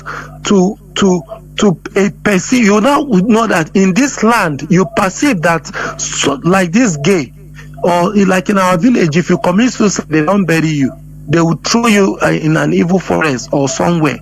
So, because they perceived in this land that the land abhors such things. So now, making Biafra our religion will now make us to be able to bring out those things that our holy land abhors, brings it to lay light, and now make it for people to be aware of it, and people will now start obeying it, and that Unsuana and Umenala will now be very active. And it will now help the principalities and the forces of our land to help us to become more advanced or more better people. You see, so these things together makes Biafra what our religion. Let me just use this to conclude, please. I still have things to say, but let me leave all that. There is this thing they call Ofonugu in Biafra land. What is Ofo? Ofo is simply a constitution of a people. That is to my own understanding. That was a kind of a people can come looking at their land and also and their spirituality. They may come together and now say, okay, these are things we allow and these are things we don't allow. Then they will now ritualize it into what is called Ofo.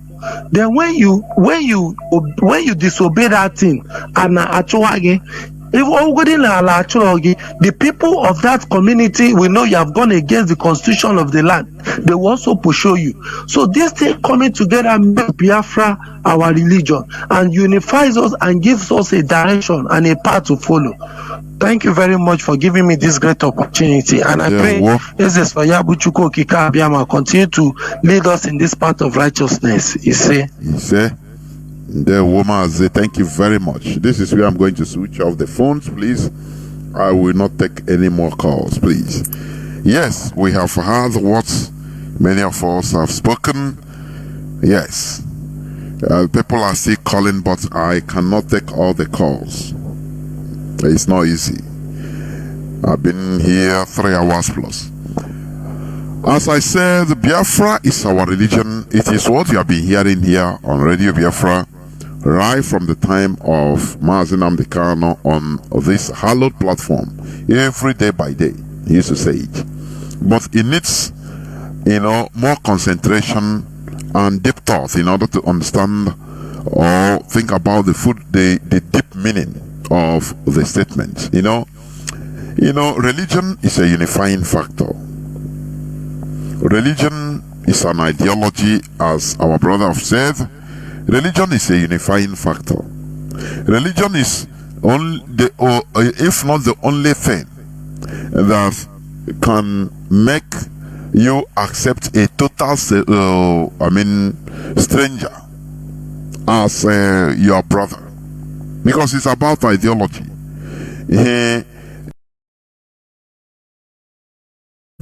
I've seen people that are from Nigeria, they are invited to come to faraway countries like America, like any other, Australia even, so by a fellow religious individual, somebody that they've not seen before, they've not met, but they invite them, and he will travel all the way to Australia, to America from Nigeria, and everything will go well because they believe they have one ideology. They believe in one thing. That brotherliness, that is what Biafra is. A unifying factor. It's so deep. Do you understand me? That is why, in our today's religion, it, instead of unifying us, it sectionalizes our people, so that you take the one in your denomination as your brother and others as unbelievers, which is not what I'm saying. Biafra is our religion. That is why we say IPOB, one family IPOB. It is the first thing in our lives. It is something that that is worth dying for. It is, something that nothing can provoke you into defeating or stopping. Even propaganda should not provoke you or remove you out of it, out of this struggle. That is why our binding force is just like an evostic gum. You understand? It gums us together as one people under one umbrella, and that umbrella is Biafra. It's our religion. It's a unifying factor. Brotherliness. It is what makes a person feels brotherly with a total stranger. It is an ideology. Therefore, once you accept this with your all your heart, I am telling you, no propaganda can sweep you away. No deception can sweep you out of this struggle. There is something that I see. Mazi Namdekano was renditioned since 2021. You see people falling away. You see people being lukewarm. They don't want to, they are not sure.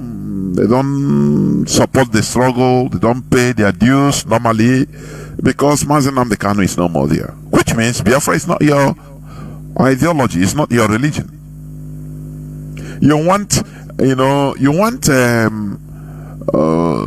somebody to, let me put it, can I say, somebody that is pushing you every day, which means maybe your battery is down or your plug is down. If we go by the story of the Bible, you see the people of old ancient Israel, when they were in the wilderness, Moses went uphill in order to obtain the commandments, and the people could not no more see Moses. Because they are looking unto Moses as is the one that is representing the God. It's them that they believe him more than even they believe the God that Moses is telling them about. I don't know whether you understand me. That is why when Moses is no more there, they want something, to be seeing, to be watching, just to be giving them that facial hope that okay, they have something at least, instead of waiting for something or somebody that they don't know again. Instead of holding that teaching, that God that Moses have been telling them, instead of anchoring everything on him, they want something to be seen. And that is exactly what happened to many of our people that didn't see Biafra as our religion. Instead, they saw Mazi Nnamdi Kanu as their religion. And once he's temporarily out, they will be swayed. There is something that I used to say in this struggle. If you are not well rooted in this struggle by taking Biafra as your religion, I am telling you, if you have any other ulterior motive, maybe in order to gain popularity, number one, to have contacts, to get money, to have make money, you'll be swayed. You'll be easily deceived. Are you hearing me? That is the reality. Because you don't see Biafra. That Biafra you are talking, you see it very fast. You don't know that. Look, the way things, I know, I used to say that I'm not.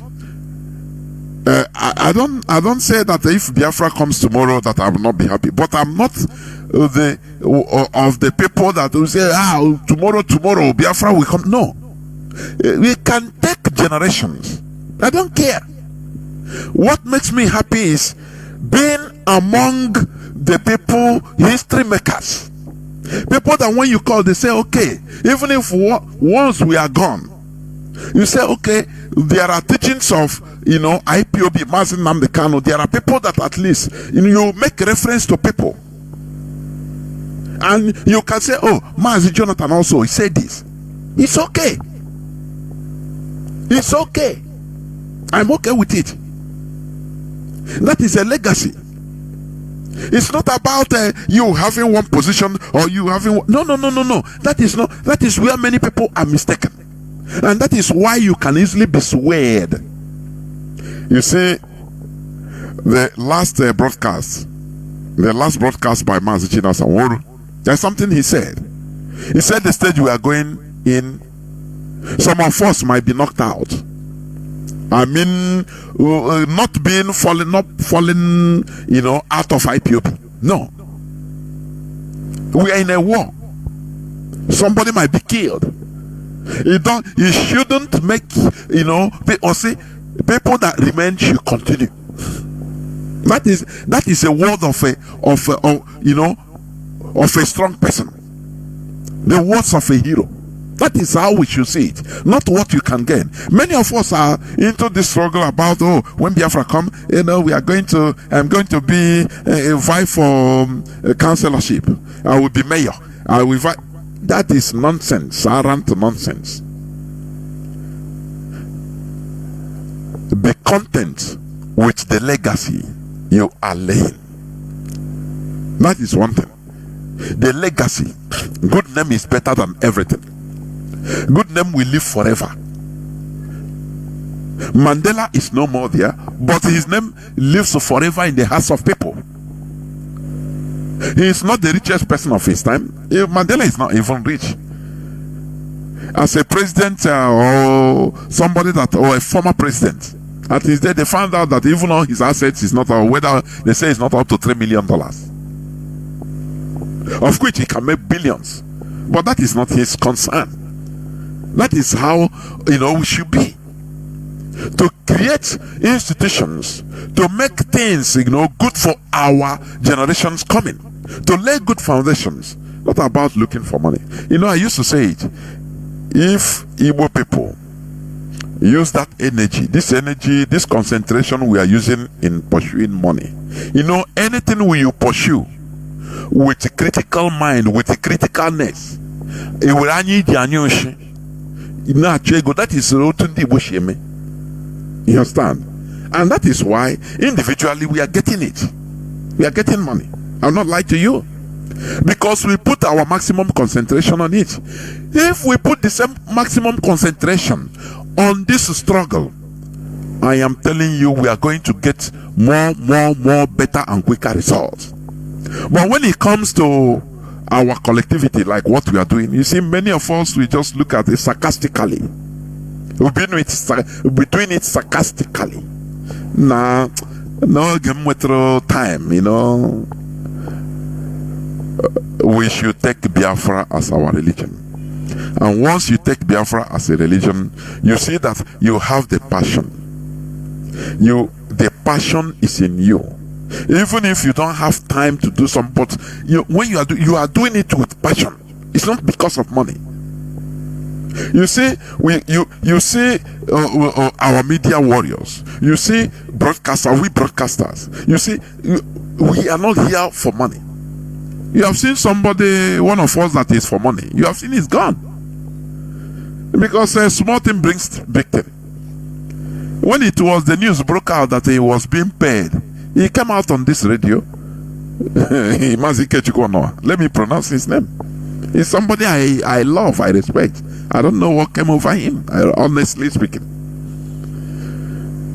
That is why you see this struggle.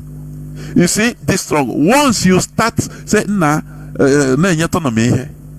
you start collecting small thing. Where he will lead you. You know, he who pays the piper detects the tune. You might be saying, how much are they giving me? Ordinary $200 a month. What does it solve anything? Just use it to put a fuel in my car, even it cannot reach. But that thing, before you know it, that thing will be creating a void, an emptiness, which you must continue trying to fill. And with a small thing, big things start from small thing. I will not tell you if you don't understand it right from beginning. I will not tell you. You know, when I started this broadcast, when I was like, I know the propositions being made to me by different people from different places. Even our deputy leader talk to me, say, Mazi, I want to go on AG Bida can sponsor any law from IPOB. Say no. I tell them no. If I'm doing it, I'm not capable now. No need. Because if I'm collecting anything, which means I will not be doing it. It will no more be a passion. I'll be doing it because of maybe even if it doesn't reach anything. But I canceled it right from time. I say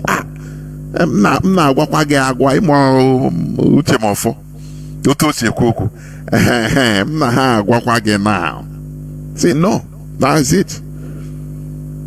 Because I know small thing, big things start from small thing. Before you know, you become derailed. That place that money is coming out from. Look at Mazi Ikechikono hand, and then look at how the loyalty switched. Because if we stop, maybe they will reveal other backyard things, which is maybe they can call him and say, "Oh yeah, take," without nobody knowing. And you don't know that thing. I know what I'm saying. So when you look at Biafra, you take Biafra, this this effort, this agitation, as your religion, I am telling you, you'll be at alert. Nothing can remove you. Even if Mazi Nnamdi Kanu is renditioned, it will not deter you from continuing what you are doing. And some people are giving excuses. Nah, everywhere this is quiet. Mazi Nnamdi, and now he withdrew because they don't understand what we are in. What we are into is a fight of our time, of lifetime. You understand? So we must make Biafra our top priority. That is our religion. There is nothing again you can talk in order to maybe provoke me. Which religion? No. But when you talk about Biafra, what we are doing, that is where if you want to get me provoked, that is where. Because it's my religion. So that is what it means. We have to make it our top priority. Brotherliness, unification, all the four corners of the globe. It should be our binding factor. And together we move. because we cannot achieve it as an individual, but collectively we will reach there. Therefore, I want each and every one of you, or every one of us, to continue preparing our mind to understand that the task ahead is tougher than what we have gone. We have fought wars, IPOB. We have fought. Nigeria plan is to continue retaining Mazi Nnamdi Kanu. Forget about what the shenanigans they are doing about Kortasi. That is for formality's sake. Because they cannot say let they keep Mazi Nnamdi Kanu without going to trial, without going to court.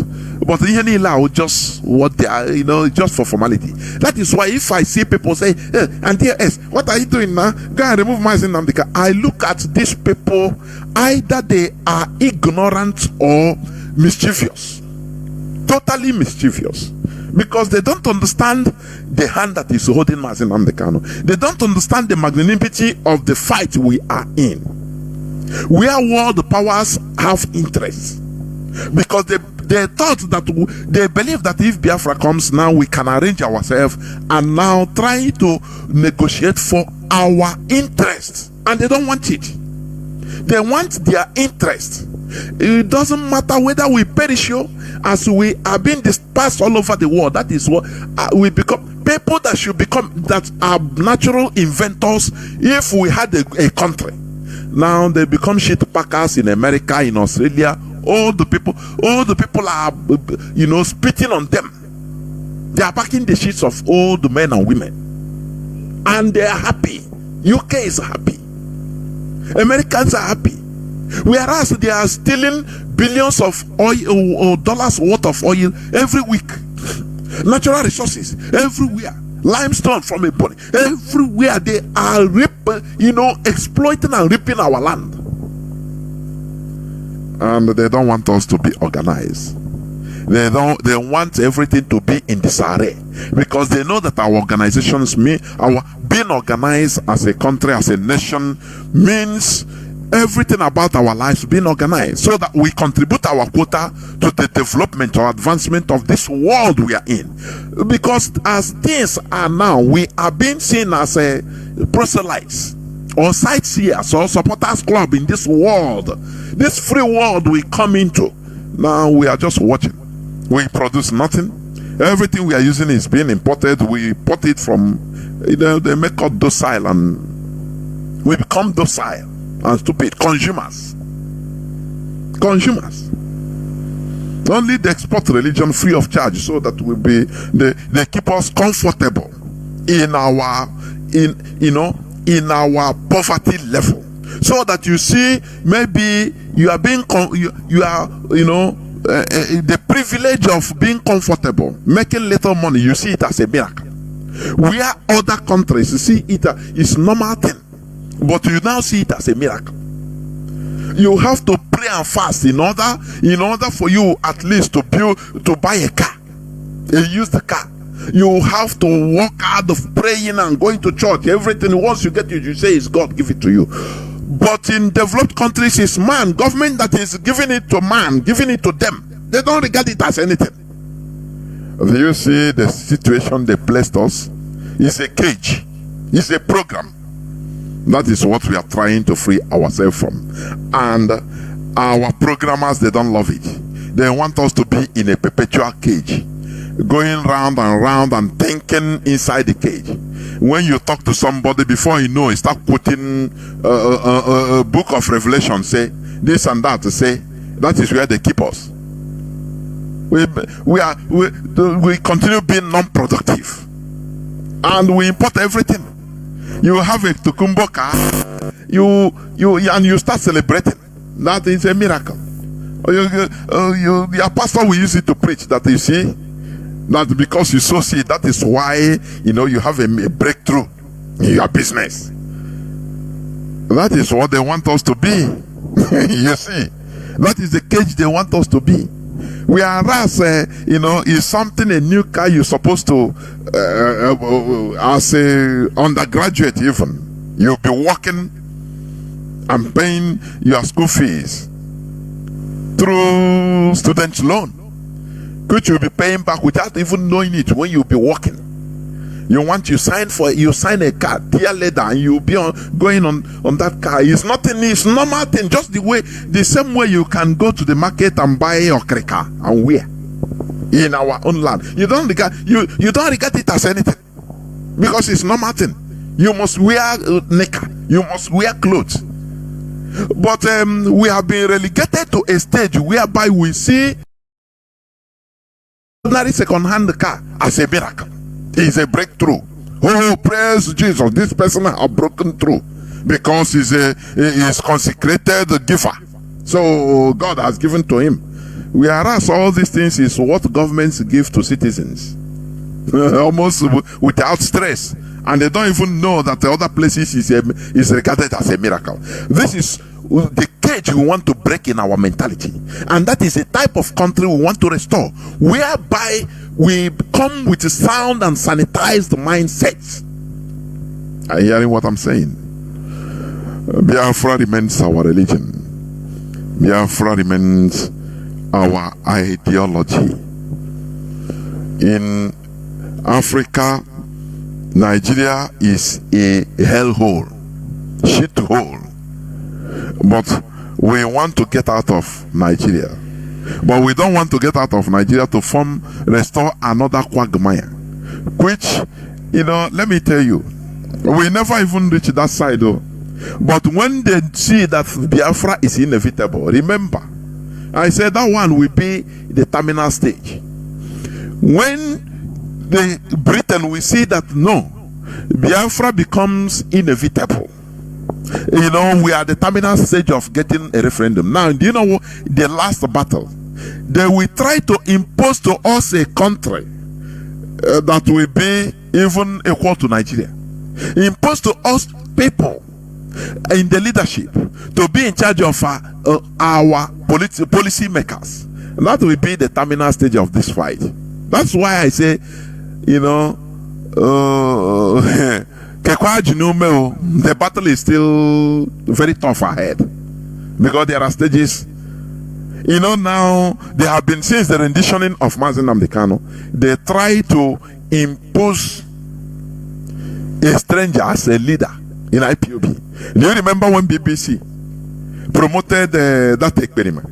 But he's now in charge. He's even worse than, more dangerous than Mazi Nnamdi Kanu. So all these are promotions for you to accept it and say, because they know that you are very weak mentally, that you don't take Biafra as your religion. You only take what you see. So as a chaff, you can be blown by wind, blow like this, blow like that. You don't discern. No discerning. You don't analyze. You are not a critical thinker, because there are some questions even you shouldn't ask. There are things that once people you hear it, you use your common sense in order to value it, to analyze it, and know that you classify it to the dustbin. You don't need to even ask somebody if you're a critical thinker, because you have a focus, and the focus is Biafra, which remains our religion. Thank you for listening. We must continue in doing what we know best. Do not allow yourself to be blown out through or with propaganda. Mazi Nnamdi Kanu said it. Can you handle propaganda? But we are equal to the task. Thank you for listening. From me, Mazi Jonathan Chinedu, from here, it is simply good evening. That is attacking the programs on the computer. It's not allowing the program to run. If I buy a computer and I realize that there's a virus that is attacking the programs on the computer, it's not allowing the program to run as it's supposed to run, what do? I use an antivirus to attack the virus on the programming. Sometimes it can affect the performance of some of the programs on the computer. What do? You reinstall the programs onto the computer so that it can work effectively for you. So the programming that has been done for us for many years through memorizing So let me put it this way. So the same way you use computer as a point, or let's say a reference point, can you really adjust that to how we've been programmed with that memory verse? So you said the computer has programming. If there are virus, you have to do antivirus. So what do you mean by we reprogramming ourselves? What do you want to mean by that? Example: blessed are the poor, for they shall inherit the kingdom of God. You have been memorizing this. Blessed are the poor. Blessed are the poor, for they shall inherit the kingdom of God. Do you know why? Go across Ghana and beyond. Study the people who are very committed to religion. It's not the rich, it's the poor. Because they have been programmed that poverty as a condition can take you into the promise.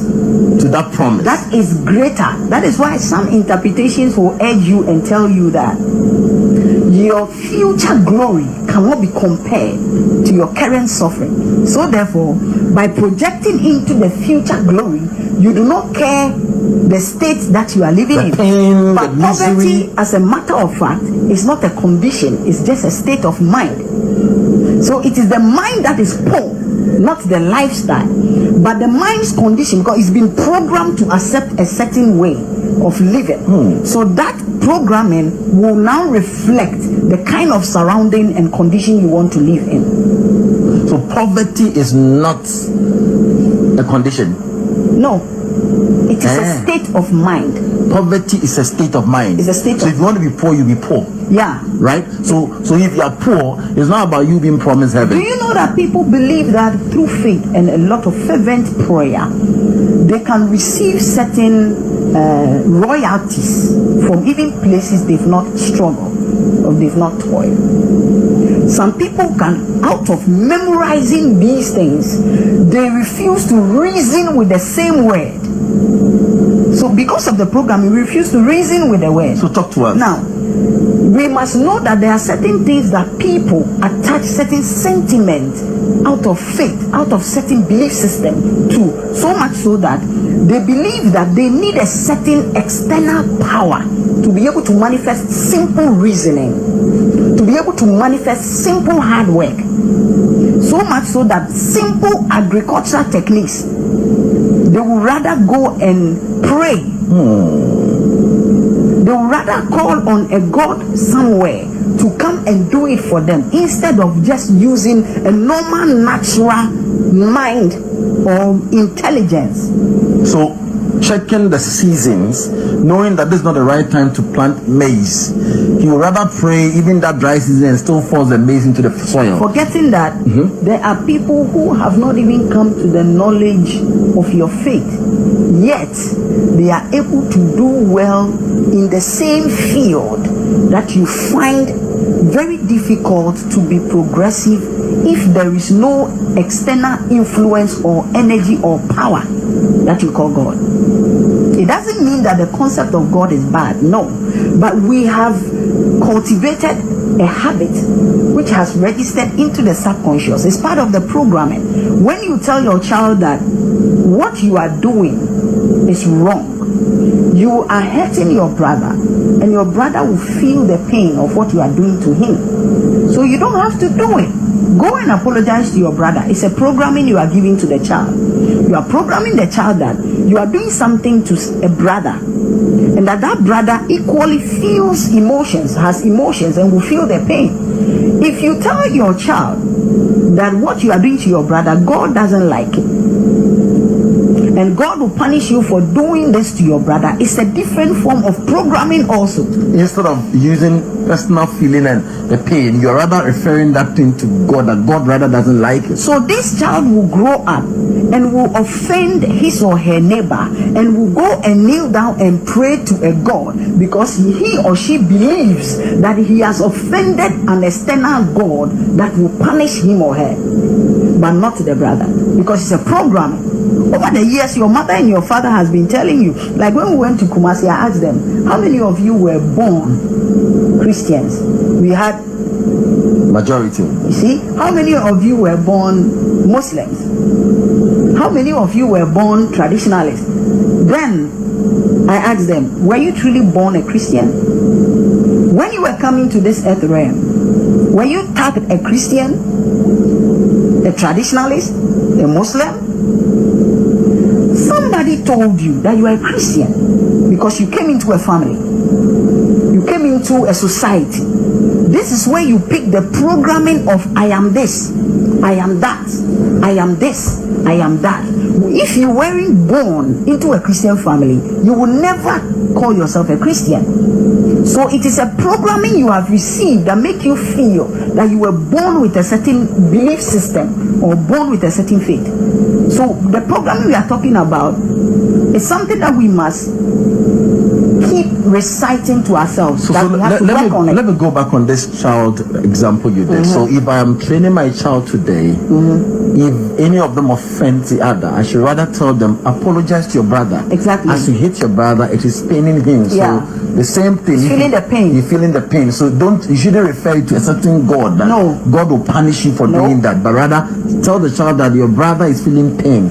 If he does the same thing, this is you. So you rather apologize to your child, your brother, than to apologize to God. That's it. The same way we do with our children when they offend us. When they offend us, instead of sitting them there, letting them know the extent of the pain that we are going through out of what they did, we rather attribute it to God. This thing that you did to me, God will never forgive you. No,